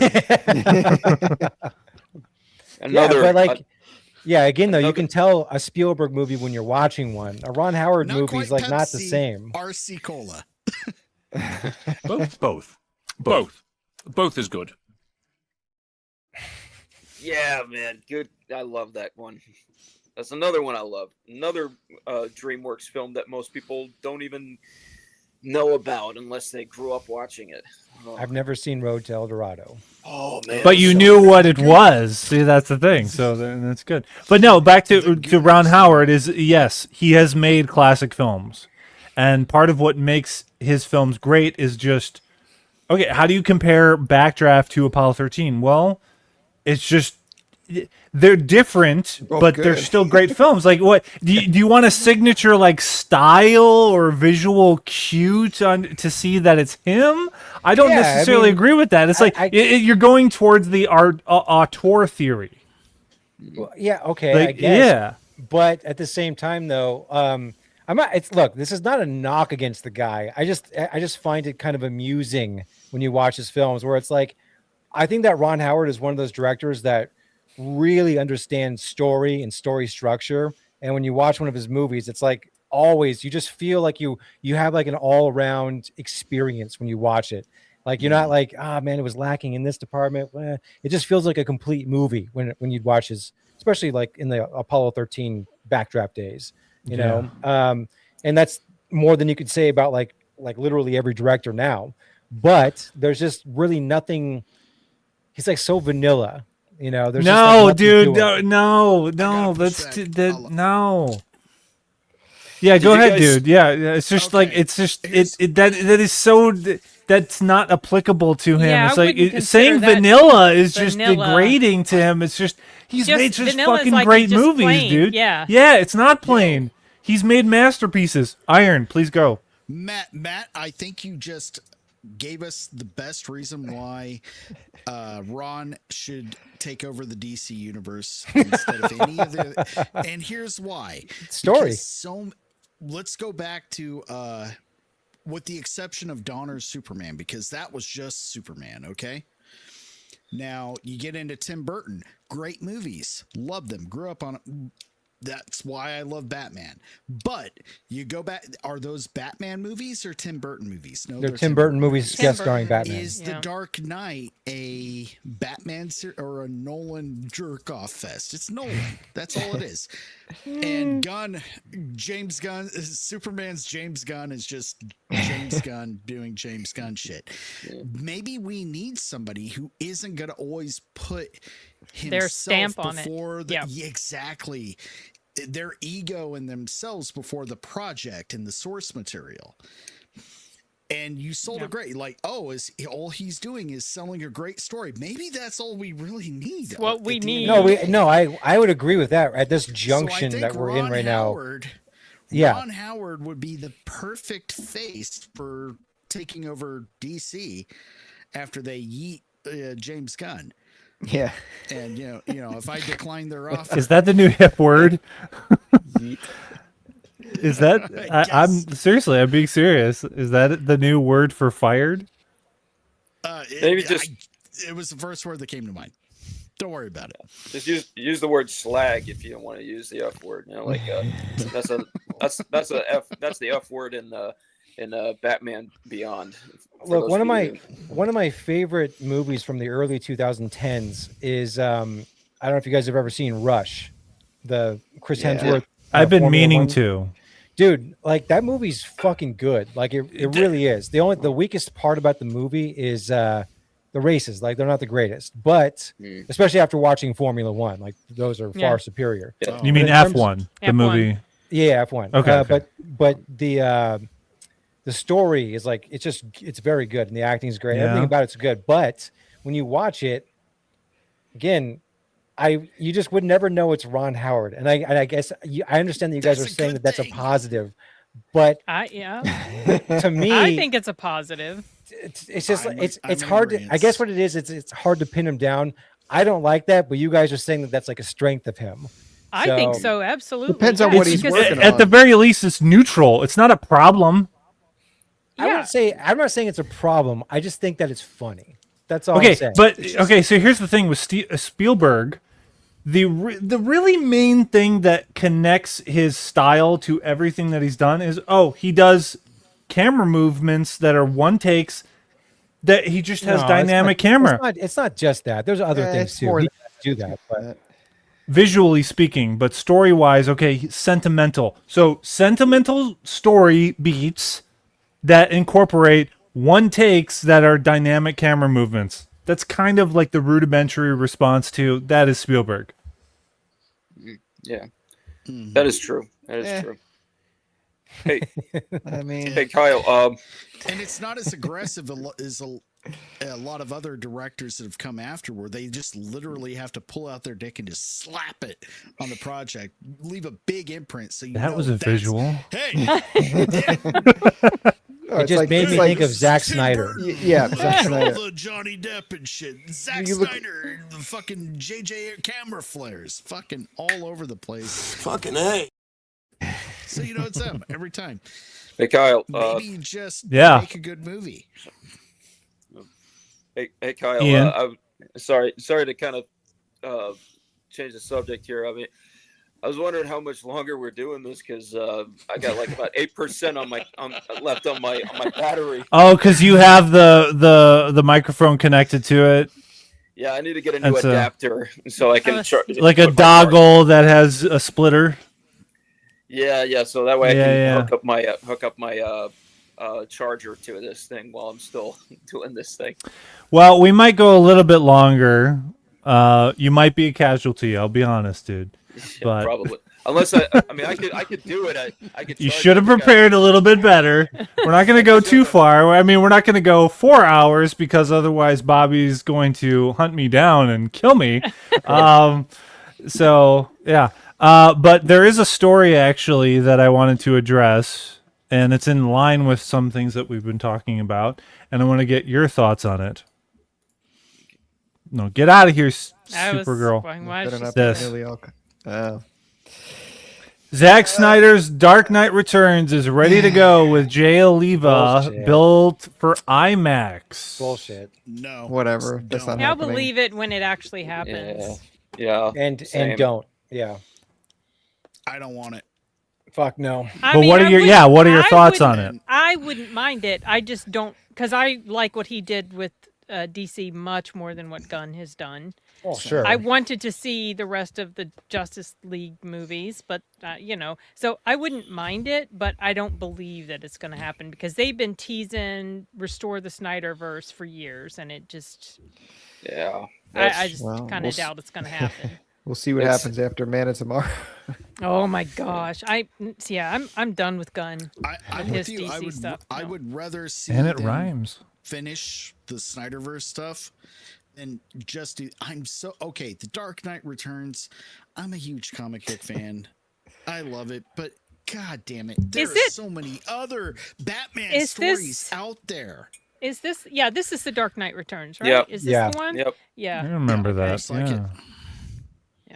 Well, I mean, Miller, it's a no one's. classic. Yeah. But it hasn't been on the big screen before, so. But it has in little pieces. Like Yeah, from but- 89 on, it's always been kind of dripped in. They're just taking like the iconography from it. They're not actually. It's not the actual story, though. You know. Yeah. We need to see the story because it's a don't great know. story. It is a great story, but I mean, at this point, just leave it. There's so many other things that they could explore with the Batman mythos. Sure. That they haven't done yet. Sooner or later, they're going to have many opportunities. Sooner or later, they're going to have to do a live action Absolute Batman. Oh God. Yeah. But that's just it, though. If they do something where they pull from the comic books, they have to pull from like modern shit now. So they would do that. Like we're not going to get some of the cool stuff from the 80s and the 90s. We're not going to get any of that shit, you know? Well, I mean, we kind of got Nightfall with the Dark Knight Returns, which was Dark kind Knight of, Rises. It was Rises. Yeah, it was a little bit of both. It was some of the Dark Knight Returns, some of Nightfall, kind of pig fucked together. When in doubt, There's when in just- doubt. When in doubt, The with phrase DC, "pig just- fucked" is always been a quandary to me, and anyway. I would rather see Snyder finish his original vision, like Sin said, which would be fine, even if it's just an animation form. Yeah, that would be pretty good. And then I want to see DC and Warner Brothers go in a completely different. Do something new and original. Make it a period piece. Have it start in the late 40s, early 50s, and by the conclusion of all the stories and all the movies, have it all road mapped out, and in like the 80s or 90s, so you see where it goes from the golden age of comics, silver age, to the dark, gritty 80s and 90s, and conclude and actually be done. Do something brave, different, use a different director. I think Ron Howard now would be perfect for it. Here you got to shut up and pay off. Whole new cast. Yeah. And I liked a lot of the cast. I thought Gal Gadot was, well, she wasn't talking. She was fine. Ben Affleck was pretty good, but let's just start completely over. Bring in John Hamm, the kid from You, to play Superman. John Hamm? John Hamm is Batman. Oh. 100%. He's too old. 100%. Well, pause for a second. Ian, what did you want to say? Well, I was just gonna say I'm gonna go ahead and drop out because I'm down to 4%. So, but yeah, I'll be better prepared next time. Thanks for having me on, guys. There you go, dude. Good Hey, to we see got you again, Ian. your mic was solid, dude. I appreciate you being here, dude. It was cool. Yeah, I'll see you guys later. Bye. See you, Have man. a good weekend. Cheers, dude. You too. Just so you know, I got the first edition of The Dark Knight here. Copyright nice. 1986. Is that what that is? Yeah, so this is. Oh yeah. Oh, I got the first print. Oh, this okay. I don't even know what I have this, and then work stuff came up involving potentially this. So I was like, let me pull nice. this out and maybe read it. So I've never read it. Look, you got the It's back great. here with the quote by Stephen King on the back here. Probably the finest piece of comic art ever to be published in a popular edition.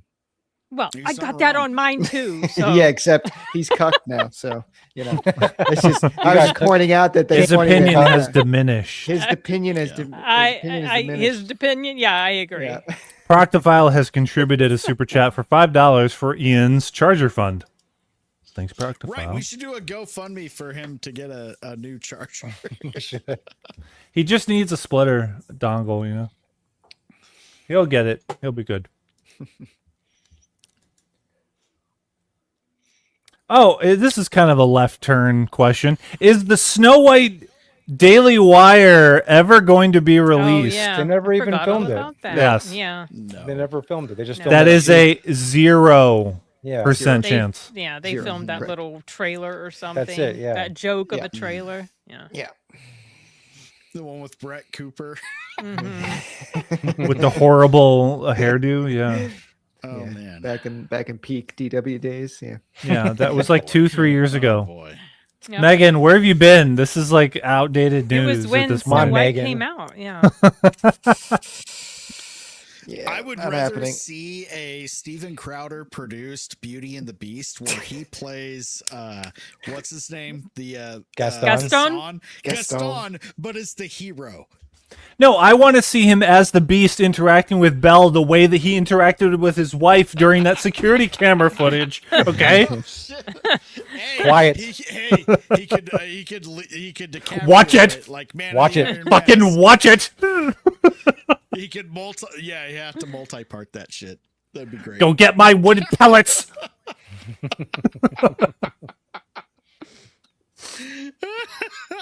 You are sick. You are sick, Steven. You are sick. Watch it. Fucking watch it. At the end of the day, it wasn't that bad. Like, that's the thing. It wasn't as bad as people made it out to be. But yeah. What I think talking Ben about Beauty and the Beast or Steven Crowder.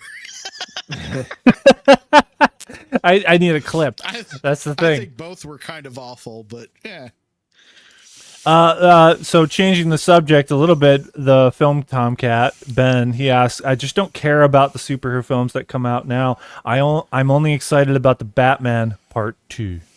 Thoughts on that, guys? I'm not excited about superhero movies, and also not excited about the Batman too. Yeah, I'm not really. Oh, go ahead. I'm sorry. I was just going to say, I'm not generally excited about superhero movies, and I was underwhelmed with the first Batman. So, With I the don't even first know if The I'll- Batman. The Batman. The yes, Batman. Well, sorry, Matt the is the one that was the most unimpressed by it. Mm. I would say. 4chan Riddler. You fucking I white hated nationalist the Riddler. Batman. Yeah, it was as modern can be with all the exactly 4chan Riddler.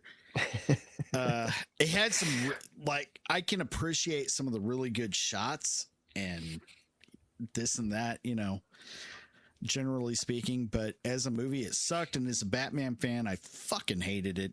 It's his first outing as a detective. Yeah, and he sucks. He's retarded. Exactly. Yeah. You mean a stool pigeon? No, you dumb fuck, a bat. You're Batman. Look, I brought this up before, Iron, but no one ever fucking brings this up when they talk about this movie. Batman is afraid of heights. He gets up on top of the police station and shits himself when he looks down. Batman's a fucking afraid of heights. He's a pussy. Should have gotten the clip for this.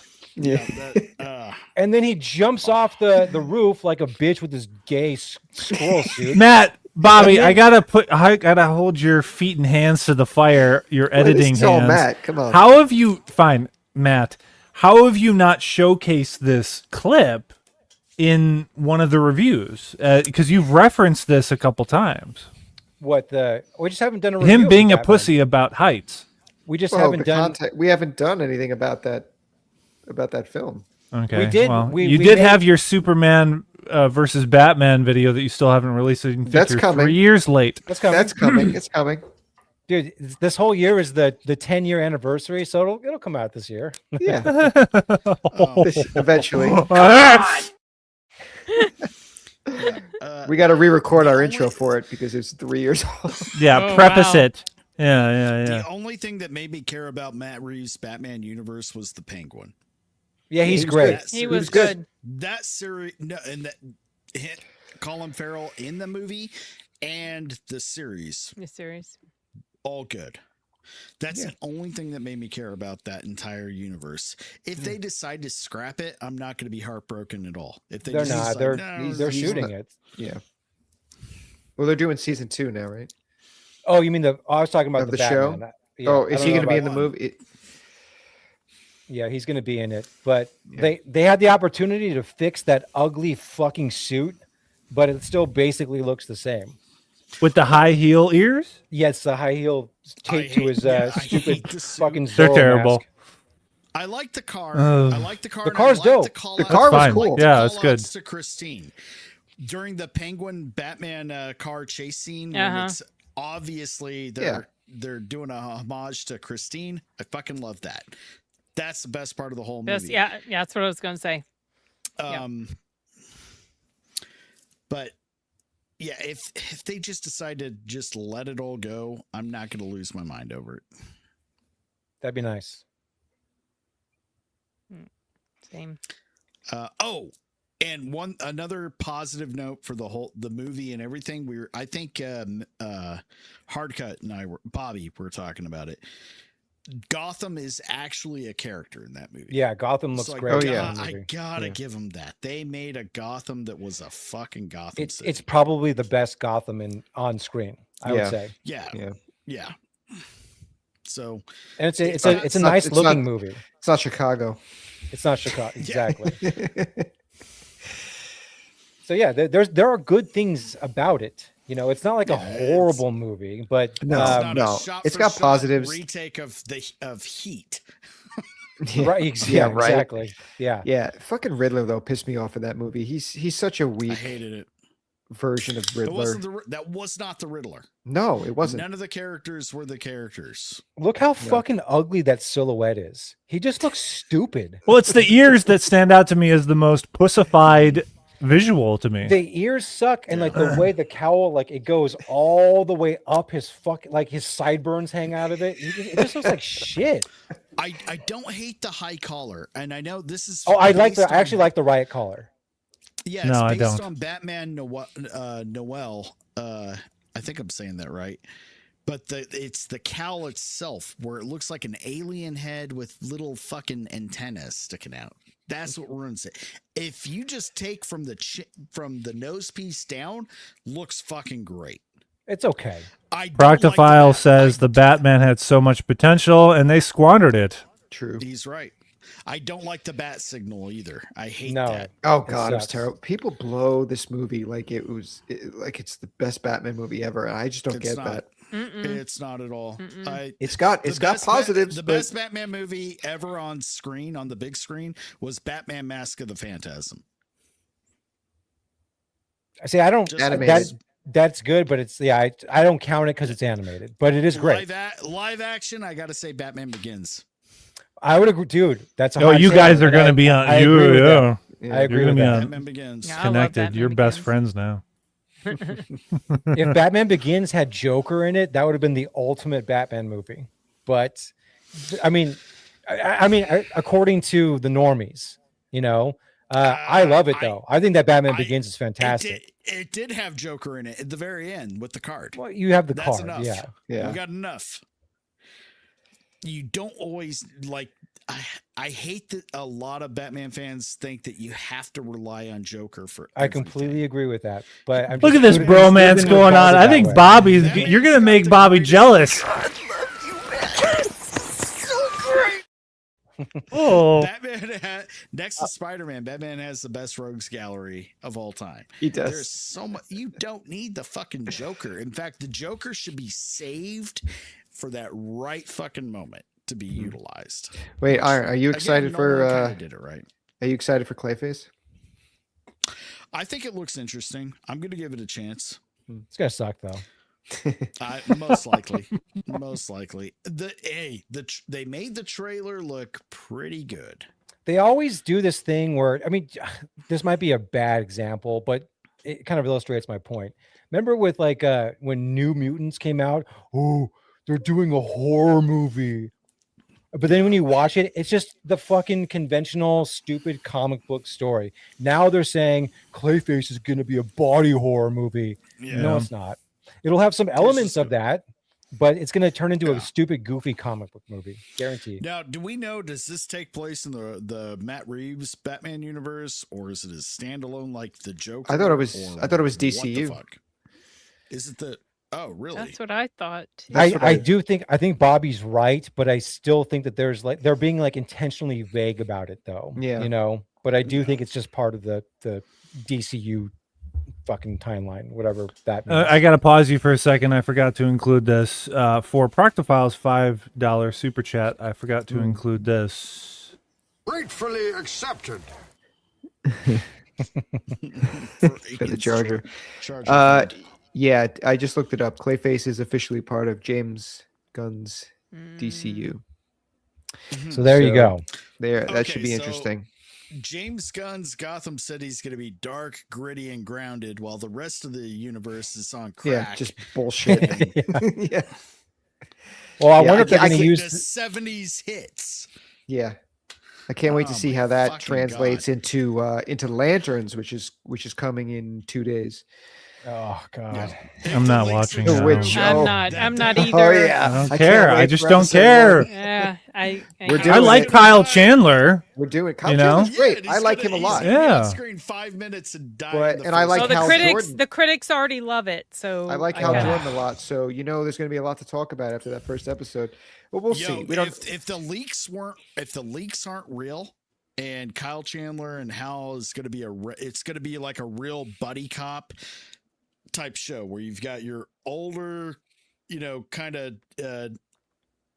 just disenfranchised cop and Hal with the younger, straight laced dude with fucking Jon Stewart.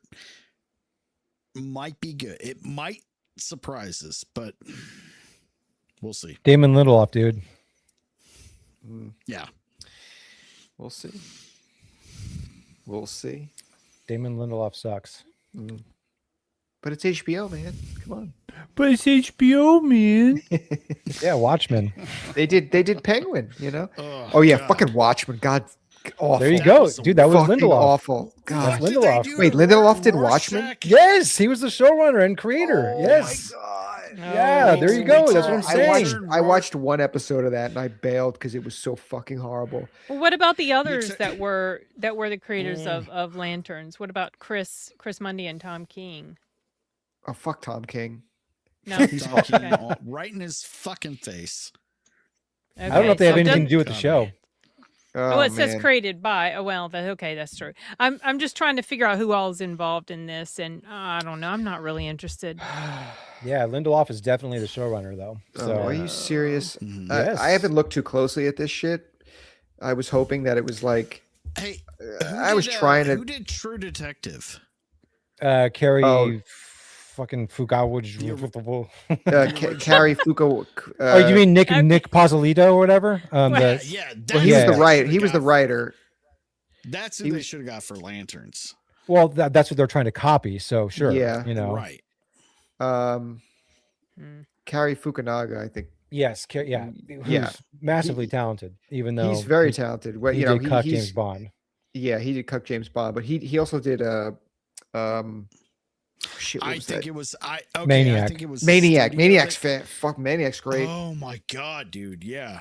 No, I think it was the studio. Again, this is what sucks is a lot of good directors get so shafted by the studios because they're doing what they tell them, and then they make a shit movie that's forever on their record. Yeah. Like, oh, you cucked James Bond. No, the studio wanted me to cuck James Bond. Yeah. Yeah, I mean, to be fair to him, that Bond movie is shot and it's like it looks really good. It's a nice No, it looking looks movie. great. It looks great. And considering what Yeah. he did in the past, I had actually very high hopes for what he was going to do with that movie, but it just went a different way. Yeah. And I'm a huge James Bond fan. Oh, I'm sorry. Which Bond are you talking about? The last one. The last no one. time. The last No one. time to Oh, cut. I didn't even watch. Yeah, it. no time to I'm die. I'm also a huge Bond fan. What would you guys like to see? I already know what I want. I want to hear what you guys think. I In have a terms of feeling I know casting? what you want, Iron. You mean casting I wise? bet you do, Matt. No, like You want them to do like a retro 1960s era James Bond? Yeah. Yeah, that'd I'd be be. Yeah, cool. That'd be cool. yeah, that'd be pretty cool. That's I mean, exactly I don't know right. what story they would go with because that like almost pretty much every Just like story I want Ian them to Fleming do story's it been with- adapted, but with DC. If you go back and make things a period piece again, you're raising the stakes so high. Yeah. I will say I would be eliminating down with all that. the That'd be pretty fucking cool. Modern tech bullshit. You have a better chance of them doing that with Bond than you have with the DC with DC Comics. Like they're not Yeah. going to do that with DC. There's just no way. But I can see them doing that with Bond because they've sort of they just fucking killed Bond. They like exhausted every single thing that you can possibly exhaust except for doing that.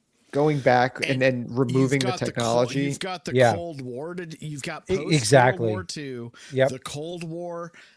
You've got limited technology. The stakes are higher. And if they wanted to like full on go that way, if they like emulated the way like Dr. No is shot, you know, but like dude. like updated that like but made it like modern, if that makes sense, you know. That could be cool. And like what they did with Craig, that was the first time they actually, you know, told like a continuous story across multiple films and then ended it with him dying. And it's like, okay, so this is your chance. Here's another full reset. Bring Martin Campbell back, have him do it for a third time. You know, he did it with GoldenEye, he did it with Casino Royale. Have him resurrect Bond again, but set it in the 1960s. That'd be fucking awesome. And then keep the character the way he is in the stories, and you've got a massive hit on your hands. But is Amazon going to do that? Who fucking knows? Absolutely not. They're going to fucking cuck Bond again, and we're going to end up with some modern bullshit. And it sucks because I've been watching Bond movies since I was a kid. My dad's a huge Bond fan. Like he got me into it. I've seen every movie a dozen times. It sucks, man.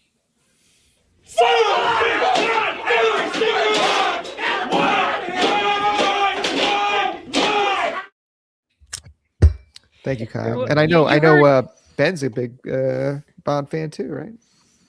Did you see how they were saying that the new Bond is going to bring like a new take or a new whatever I don't give a fuck. That doesn't sound good when No, they say as soon that. as they say that shit, you know they're. I don't want your fucking new take. I want James Bond.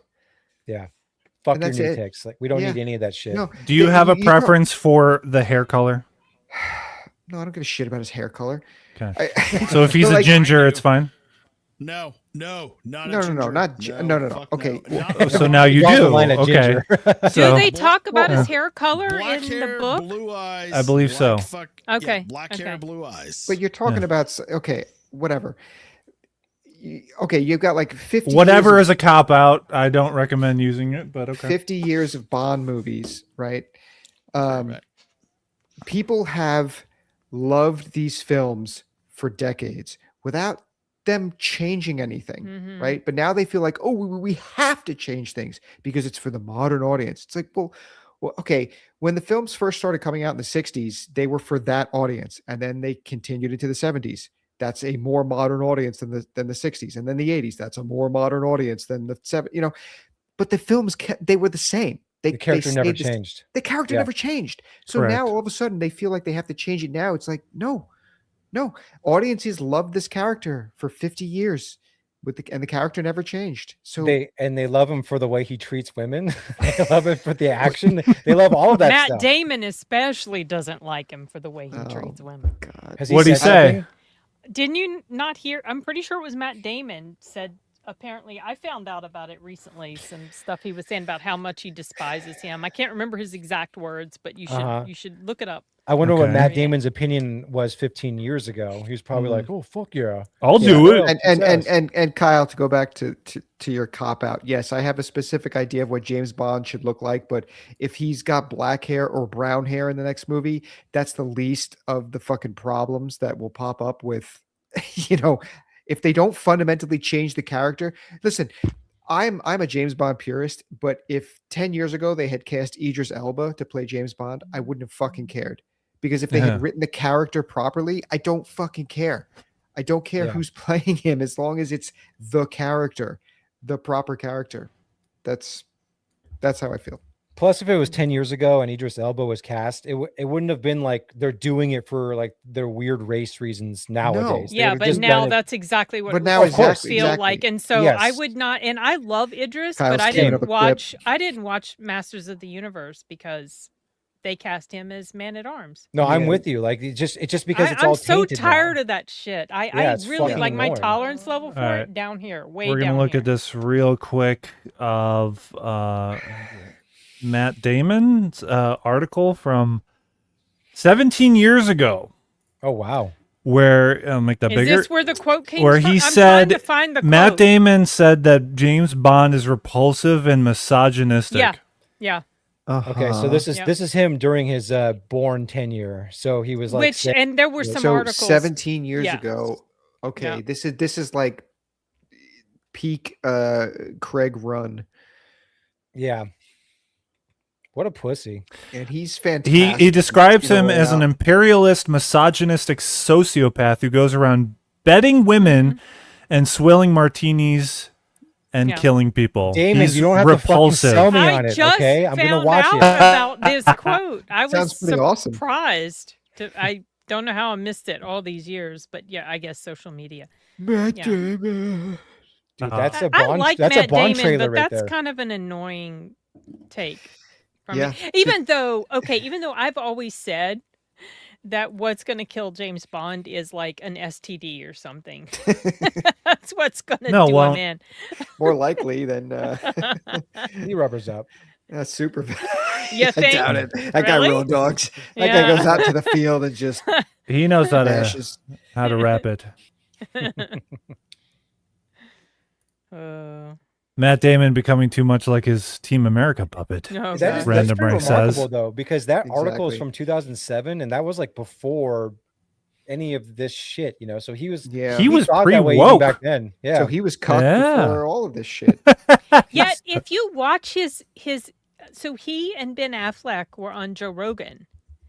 And Yeah. they both sound very sensible and with it, which was And that was a cool interview. I really like that. At the time, the So only it's film that had been out with Craig was Casino Royale, which is fucking one of the best Bond films ever made. Quantum of Solace hadn't even been out yet. That was 2008. So No, so then the article came out in 2009. So yeah, the two films had been out. that was before Okay. Skyfall, which is my favorite Bond film now. Love Skyfall. That's the But second apparently best, it was right? enough for him to it's trash okay. on the Bond at that point because he was feeling real high and mighty with Bourne at that with his point. Bourne movies, yeah, whatever. Yeah, First and then movie, oh my, Jason Bourne came along. That has some good action sequences. There's a great that car pile up in Las Vegas is yeah. fucking amazing, but in terms of the story, it's very lackluster. Yeah, it's not yeah, good. The first Right. one's the only fully solid film. It's a good one. I like the first three. I like them a lot. The third one to me mean, is really good. First but one's the best. All first three one are is the good, best, though. but yeah, first one's really good. You know what I appreciate about two though? Yeah. Two is like one of the only sequels that I can think of where it's actually like not as much stuff happens in it as the first one. Like it's like because most sequels have to outdo the first one, but that Yeah. one doesn't. It's just on the kind of- same level, I would say. Yeah. Well, Yeah. when it kills off his girl. Oh, I got that pissed. kind of like, That was the oof. opening scene, and I was like, okay, Yeah. I checked out before the movie even got started because Did you have a thing for Marie? she was great in the first one. And then Yeah, and they it's just not- unceremoniously kill her in the beginning of the second one. It's like, okay, I'm done. Yeah, it's like why did I Uh-huh. invest in this character? Now she's Yeah, gone. And but also total waste. it's not even just the fact that she dies, it's because when she dies it affects him and like how he is as a character for the rest of the movie. And he's just sort of like, I know he's like already stoic and kind of like he doesn't talk that much, kind of a boring guy almost, but it makes him even more boring after she dies. Like she was like sort of a counter to him in the first film. Well, she kind of helped, gave us some levity. Yeah. she helped bring out like you said, pull his character out a little bit more to give him more to bounce off of. And then once she's gone, it's like, okay, okay, I'm done. Yeah, and it just felt kind of we're being edgy by killing her off in the first scene. That it is annoying. It pissed me off too. But I do like the third one. I think the third one's better than the second one. They're not bad films. It's just the first one is just where it peaked. Yep. Yeah. And you No, can see they're good you can see the movies. fights in the first one too. So that's a plus. Yeah, you could actually see them before Paul Greengrass got in there and got his camera like fucking right up in the action. Yeah. How about step back a foot or two so we can see Use a what's going wider on? angle lens and then Yeah, like how put it about on a throw a fucking 20 steady cam. Exactly. Yeah, no. Once Paul Greengrass got involved, they're just not as good. They just Every felt time. liberal. Every time I put up the fucking poster, the conversation starts dying down. Is it because I'm like jinxing the 'cause conversation? Well, I mean, you're we've taking already too long, talked man. You're a taking lot too of, yeah, long. exactly. Well, Like shit. It's Yeah. a little bit late now. Maybe we've said everything that And Kyle, can you there find a is to higher say. res photo? I mean, like that's That's the only one that you could say that I haven't gotten a higher res of. Iron, do you have any thoughts on the Bourne trilogy or the rest of them, actually, because we've been making distinctions about them? My entire commentary on the Bourne collection is meh. It's fine. See, that's how I feel about the Star Wars trilogy. I think they're I hold these in higher regard than that. But yeah. Well, I'm just looking forward to the new version with Zendaya. Like I can't wait for that. No, that's got to be a joke, right? That's a joke. No, that's a rumor. Considering it, it's a rumor, but they are considering I it. have heard Zendaya. that I'm immediately not interested. Like I have to really think hard to even remember the Bourne movies. I like the first one a lot. It wasn't like something I had to go like, okay, once the box set comes out and I'm gonna own the physical, and there's a lot to like. It didn't like a lot of people. I think the problem was a lot of people were overselling me like this is the next James Bond. This is like Splinter Cell on Xbox, blah blah blah blah blah. And I was just like, it was fine. I liked it. It's just kind of one of those Passover movies for me. Like, that's about all I got. Megan says that Pierce Brosnan is the best 007. If Pierce Brosnan's movies were better, he would have been the pinnacle. Yeah. He would have been the like.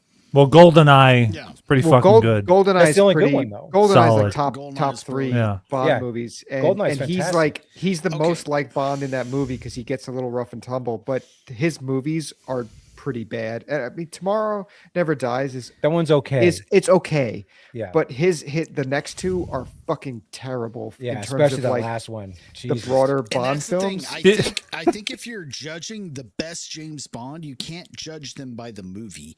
You have to judge it by the actor's performance and how they like embodied the character.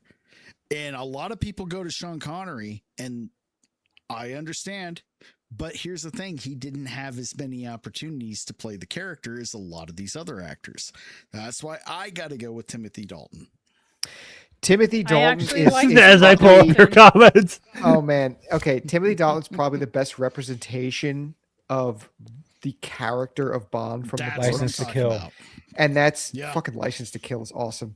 That's Sean good one. Connery is like iconic because he was the first one and he's got the Yes. charisma and everything. And I love Sean Connery in the role, but he's not the character from the books exactly. No. And like Pierce Brosnan is I'm a British Secret Service. It's like, yeah, but that's clearly that's I love that you It's mentioned time to Dalton slap because- a couple women.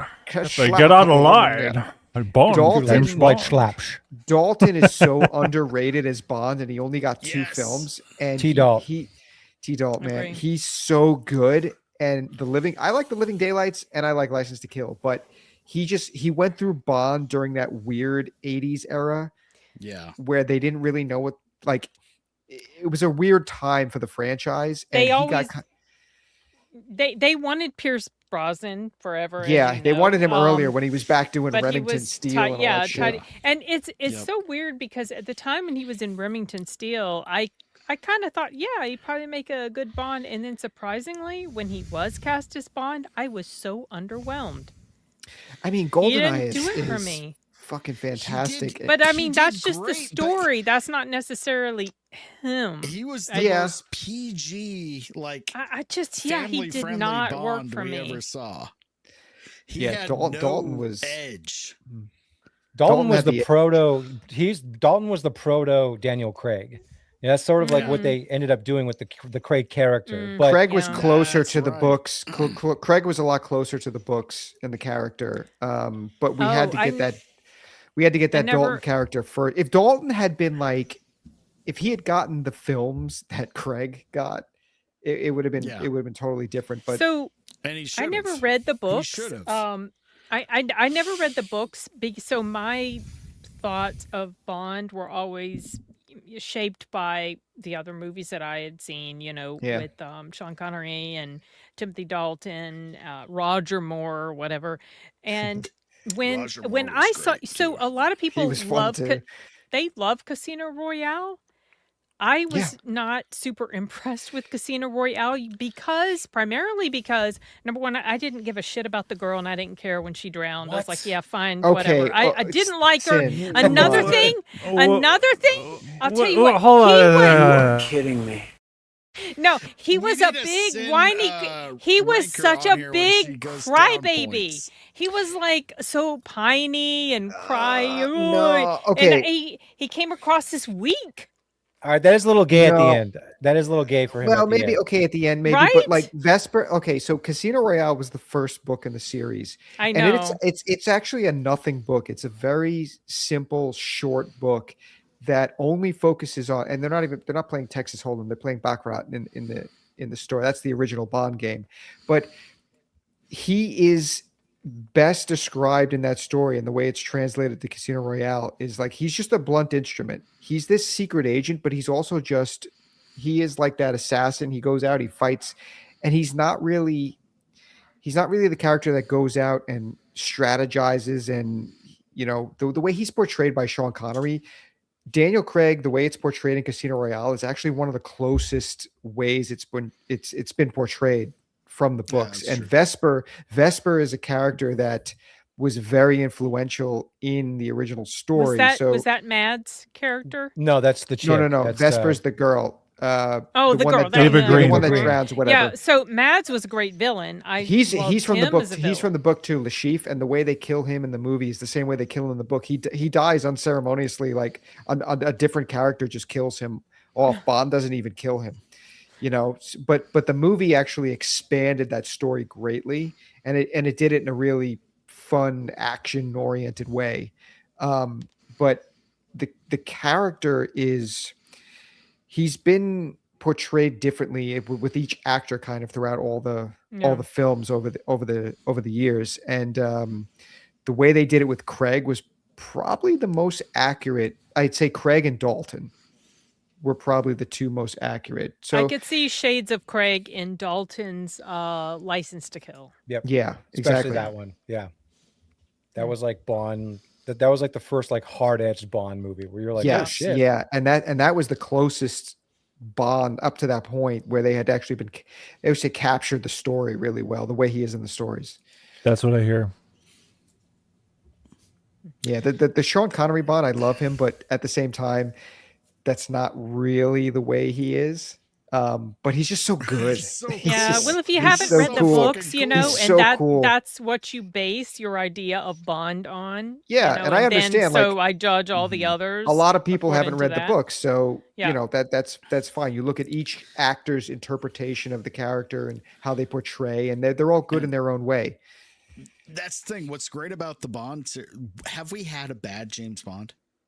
In my opinion, no. Like just awful. No. The one with Halle Berry wasn't not very good. Yeah, Well, but Pierce Brosnan. But Pierce Brosnan was He still means good. the actor that's I know. portraying James Bond. I think he's is that good correct, as- Iron?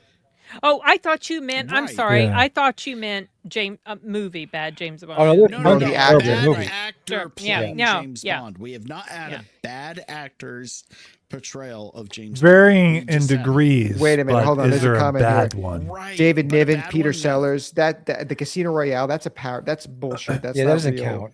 That doesn't count. Whoops. That was the fake Casino Royale movie they Yeah, made. yeah. It Long time didn't ago. count. The black That's and true. white one, right? Was that the black and white one? Or am I No, I thinking don't of think it's- another? There was a very short, like almost short film, black and white James Bond that I thought was supposed to be one of the early Casino Royales. I don't even remember the actor who played him. I The never even opening watched to it all Casino the way Royale is through. in black and white, Yeah. which plays out kind of like a the, short the film. one But with Daniel Craig. Yeah. Yeah. The David Niven ones, that's color. But that was more like a parody of the actual. Okay, then this is something totally different. It was very, very early and not long, not very long. All right, new question. New casting choices, because there's been a lot floated out there. We got Idris Elba, Tom Holland. No thanks. Fuck Tom Holland is no way. No, no. Idris Elba, you would have had to have. Tom Holland a lot. Just no, Yeah, but not as Bond. this. Idris Elba aged out a long time ago. Yeah. He's too old now. That's fair. And it's to not jump the in. right time now. No, It's all but ruined. and all you know, of that. I've heard this I gotta floating admit, around. in his prime. And He would have been great. Because, and if Who? we would have got him right before when Idris. race swaps yeah. were a big deal. We were back we were Yeah. saying that when you were gone. Yeah. Yeah. And if give a Yeah. fuck. Exactly. Agreed. It wasn't his political. show Like, Luther. hey, Idris Elba. All right. Oh, Luther's so good. Luther's Just don't watch the fantastic. movie. The Sin. movie sucks. Sin, Sorry. it sounded like you said loser. Oh no, Luther. No, Luther is Luther. great, but Luther's great. I've also heard the idea of doing like a one-off Bond film where Pierce Brosnan comes back as like an older Bond, and I'd actually be okay with that. That would be an I'm good interesting with that. movie. That'd be And, Oh, like, isn't that interesting, Bobby? You just mentioned something that I made a whole fucking video about with a fireside chat with Ben called Boomer Bond. No, but either if him but if or he's Dalton treated would be like good. he's actually still competent, then it could be interesting. They did it with Well, Sean that was Connery. my intention. Ben, the movie Tomcat, his pitch was that he would become the new M. I said I disagreed with that. No, I don't know about that. Yeah, But you at know, the that's- very least, you okay. make him a mentor. So they did it with Never Say Never Yeah, Again old with old man James. but like not you don't need to show him like he's frail, but you could still portray him like he's now just like an aged assassin. You know, It's like he's out his. there, It's he's- like Bond's Unforgiven. No. yeah, Yes, or like okay, what was exactly. that movie with I think it was The Foreigner. Did you see The Foreigner with Yeah, I Jackie haven't seen it, Chan? but I know what that is. Okay, and Pierce Brosnan, you know, I could see him. You take like his character from that, and you put him into a James Bond movie as an older Bond, and just have him go on a mission. And yeah, okay, he's not going to throw down the exact same way he would if he was younger, but you could still have that character be really awesome and competent in the right hands, Well, the right director, and it would be cool. And what would be great is, again, you get to see an older person be underestimated. Yes. And get to just fucking like way like. Well, think just- about Maverick, Which we used to get to see with Sean Connery in the 90s, 80s. Yeah, The Rock, Yeah. you know, like he's Maybe not to be fucked physi- with. Maybe not completely physically. Like he could handle one or two guys by himself easily. Yeah. But then he's outsmarting and like booby trapping, doing all kinds of shit. Yeah, when's the last time we saw a movie with an elderly character that was okay? We're talking about physicality and domineering people, but even intellectually, like when is the last time we saw a character that was doing that? You talking about Bond in general, or Just any character in general. Okay, that's the not very outfit. common. The outfit. What is that a show? No, it's a movie on Netflix. He's an elderly guy, pretty smart with the stuff that he's doing. I absolutely adore that film. I Who's the interviewed character that's the elderly one? played by Mark Rylance. Right. Okay. He plays Leonard, I think. It's a period piece, takes place in one location. Oh, I remember when this came out. I Yeah. met the- 2022. 2022. It was on my list of favorites. I work with the co-writer and sort of unofficial co-director of that. I did a live stream interview with him on August 7th on my channel, Jonathan McLean, and was really interesting, the backstory stuff. But yeah, he's an elderly character that's pretty smart. You kind of underestimate him. But yeah, great movie. Highly recommend, y'all. No, that sounds cool. I mean, See, but I was yeah, about to It's on- pop up it's on the Netflix. poster, but it's the wrong format. Oh. What do you mean the wrong format? It wasn't a JPEG. Like a it was something else. WEP file. Oh, I can Yeah. pull up one for you from IMDb. I can get a different one. I wanted to get a specific one to showcase Rylance, but I can He get was the so good. That movie other one. put him on the map for me, and I've seen him in other things before, but he never stuck in my brain. But yeah, that's just fantastic film. Well, it doesn't show him in this particular poster, so I don't know Right. if that will work well for you. But yeah, highly recommend. Check it out. No, I love the movies that center on an older character just kicking the shit out of young, being underestimated due to age and just wailing on. Yeah, Top Gun Maverick did that. It's also just Yes. cool because you're seeing a character old man utilizing with, his skills. bridges. You're like seeing a character utilizing his skills from a different era and how he Right. uses those in like a modern day, but like it's awesome, you know. And that's what partially makes the character underestimated, you know, is that he comes from a different time period. He's using tactics from that time period. This movie, I forgot about. Yeah, he's the tailor. He's a movie's cutter.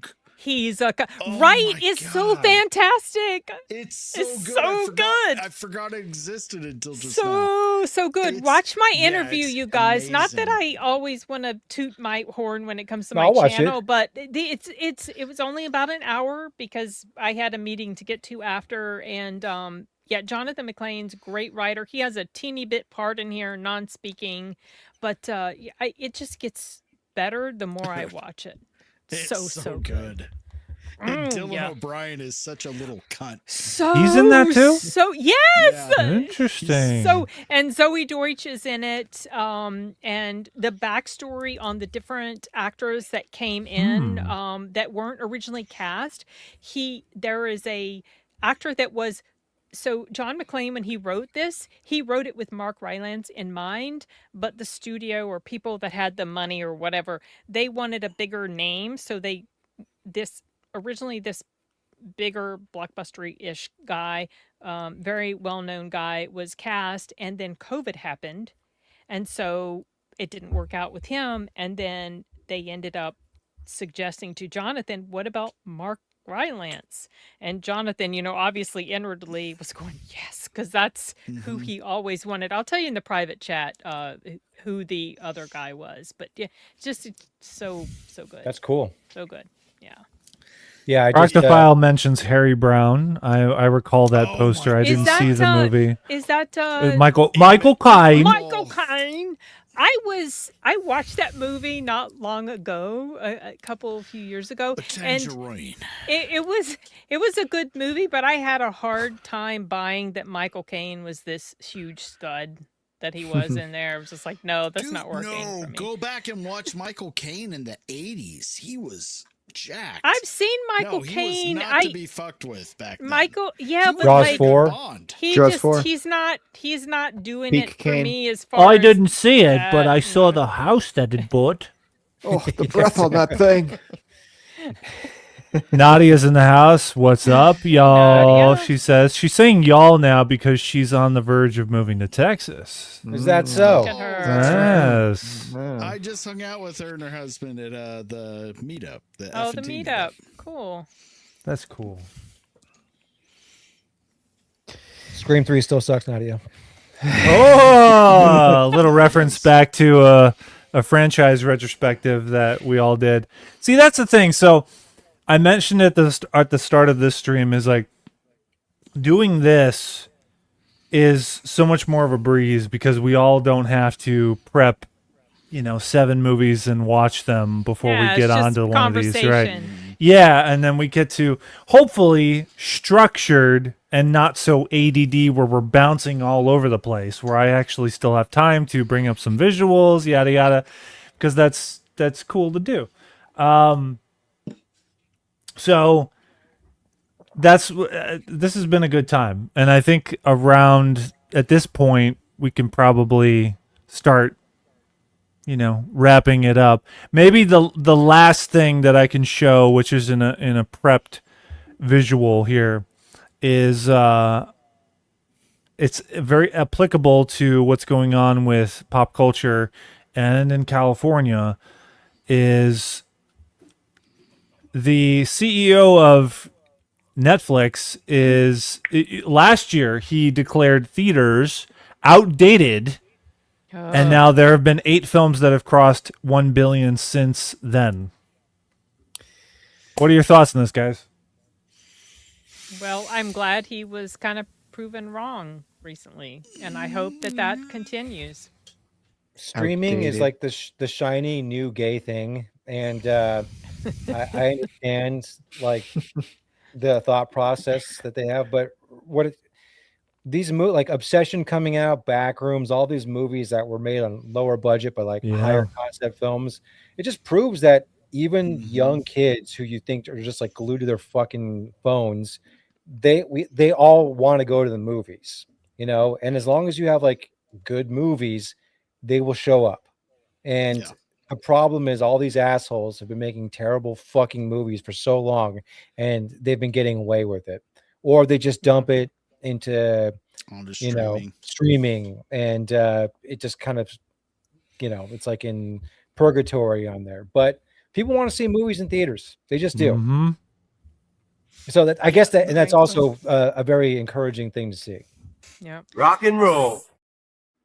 Yeah, they're completely full of shit. Like, oh well, we had to release Black Widow on streaming, and then nobody went to the theater. Fuck off. You know what the reasons are. And then Johansson sued them. Yeah. Mm.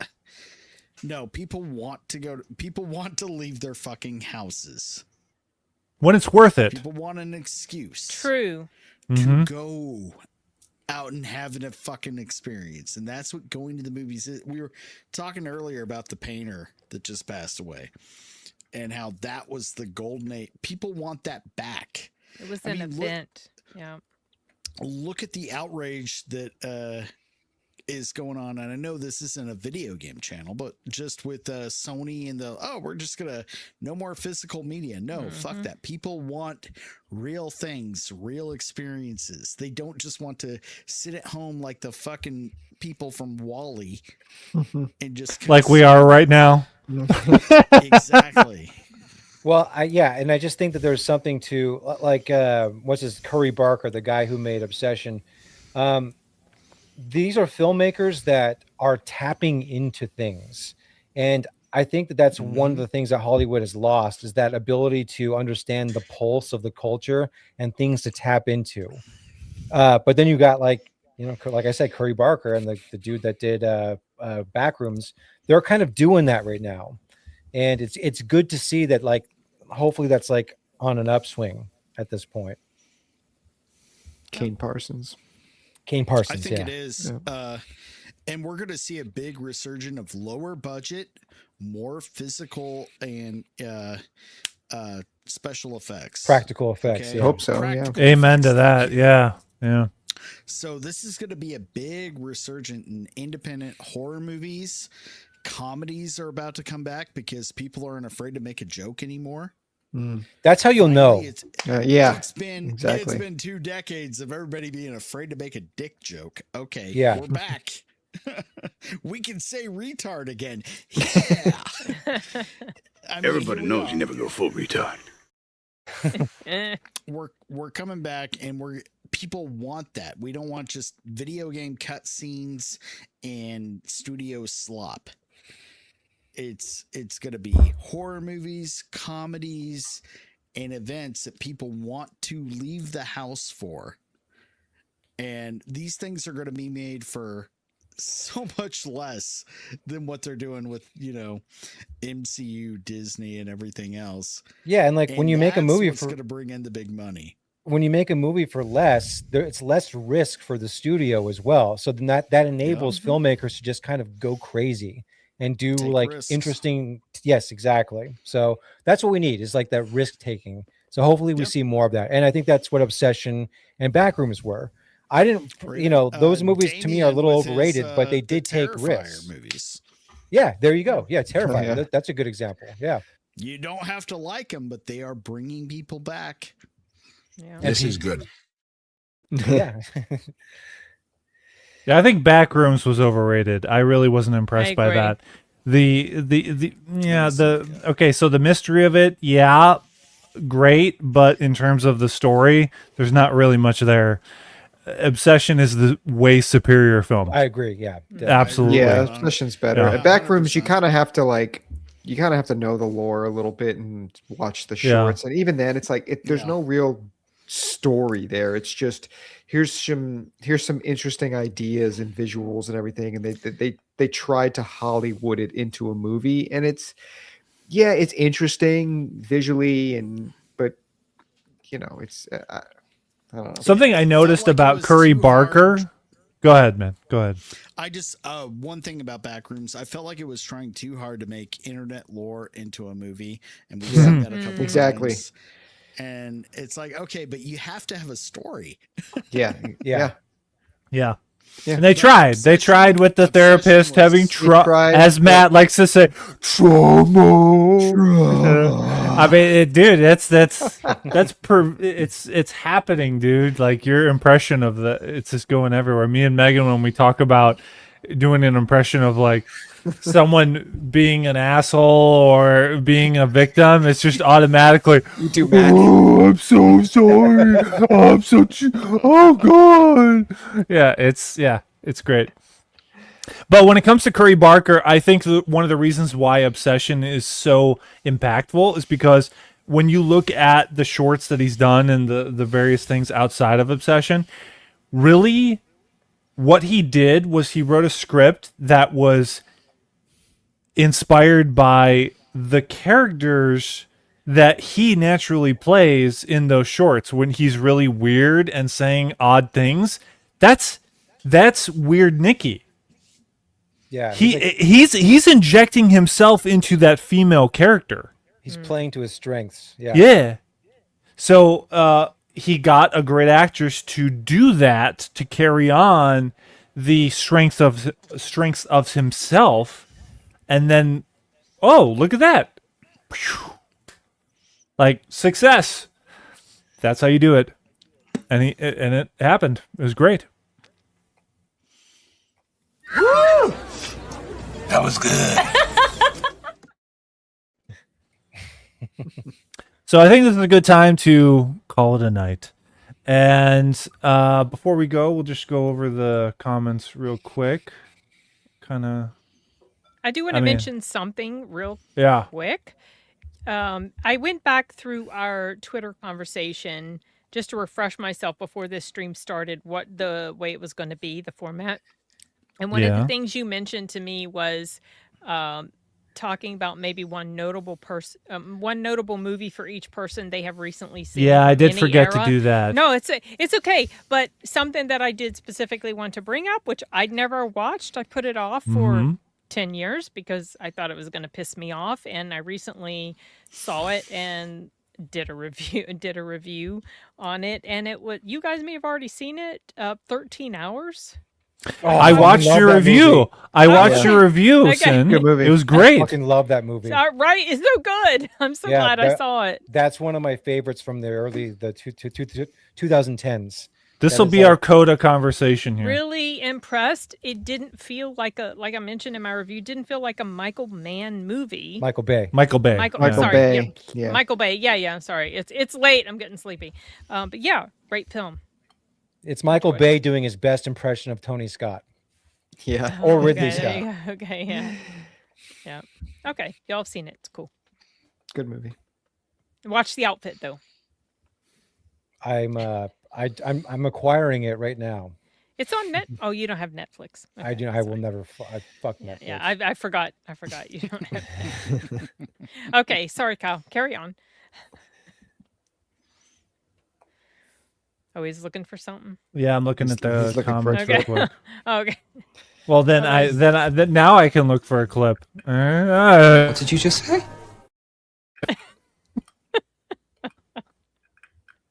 You've had way too much with these clips. I know. I have a lot. I actually maxed out the amount of clips I can actually have in this. Oh, there's a limit. I had to delete a couple in order to get this one on. Kalel, no. Speaking of Yeah. Michael Bay, you should get some Pain and Gain clips in there because Yeah, dude. There's Yeah, lots. yeah. Lots of I did soundbites see in that there. movie once a while ago. Yeah. That's peak Michael Bay. I actually have one clip that I'm like It's just fucking waiting hilarious. to use, like Pain waiting and to Gain use. is fucking great. Oh, the movie's How have you not awesome. used it yet in one of your videos? There are two clips that I'm sitting on that I'm telling no one's ever fucking used before. I And- will say though, guys, you do have a repetitious streak of using the same clips every video. Hey, we got a just to rotation. Gotta variate here. You know, but the Pain and Dude, Gain you stuff. used that gay clip like 5 times today. Well, this is there are This is certain just types one of quality video. of clips, okay, and they're pretty good. Do you want this one? Better. See, I like that one better. It's varying, you know. It's diversity too. Yeah, all diverse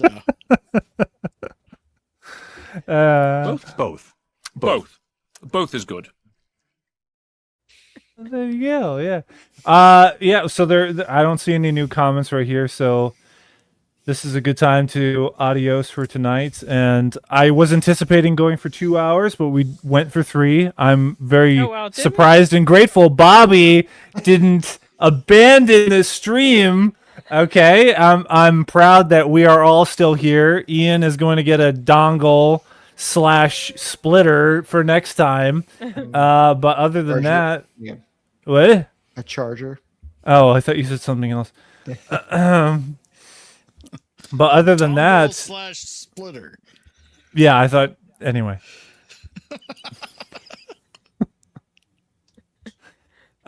We'll call it a night for tonight, and we'll have a well-prepared, hopefully well-serving outro that we'll call it a nice night tonight. So, but before we go, does anyone, you don't have to, want to mention anything that's happening on your channels? There's same old stuff for me. Reviews and Mystery See? Monday live streams. So. I'm not shy. I'll shill. Okay, Rogues Gallery tomorrow. We're See? back at 4:35 p.m. PST over on my channel. Don't know what we're going to talk about. Don't know who the guest is going to be, but it's going to be fun. So go check it out. Subscribe. All the good stuff. Hey. Well, there you go. Yeah. Where's that button into end of stream? There we go. Yeah, it's a bastard, isn't it? It's like all the way up there in the corner. Yeah, I know. I have a lot of buttons. Like when you think about it, yeah, we got a mouse and we're clicking things, but there's a shit ton of buttons. Like when I go through all of it. Yeah, I'm very old. Proctopile says, "Well done, guys. That was fun. Hopefully, we can one up this time as well for episode 2. Now it's going to be a period of episodes, a sequence of episodes. So, yeah. Thanks. Sin says, thanks to everyone for watching. Random Ray says, blessed weekend ahead, everyone. Same to you. I love that Same to you, comment. Ray. That's a good way to end it. Cheers, guys. Well, that went well. We did good, huh? We should do this again sometime. Thank you, ladies and gentlemen. You've been a wonderful audience. So long, farewell, auf Wiedersehen, adieu. Say goodbye. Hi. Goodbye. Au revoir. Peace out, Key. Goodbye. Farewell. I'll miss you.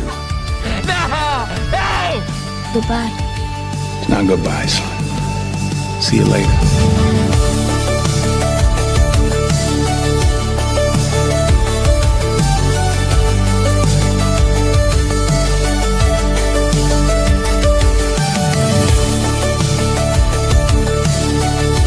Take care.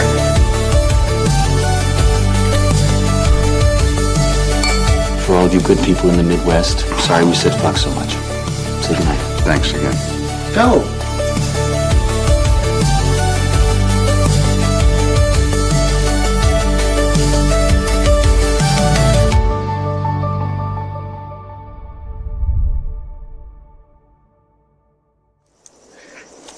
Listen to me!